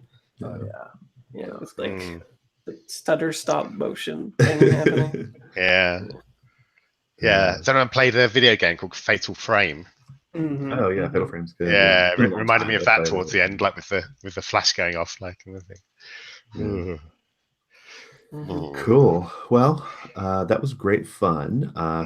Thank you all for playing. And I'm gonna stop this.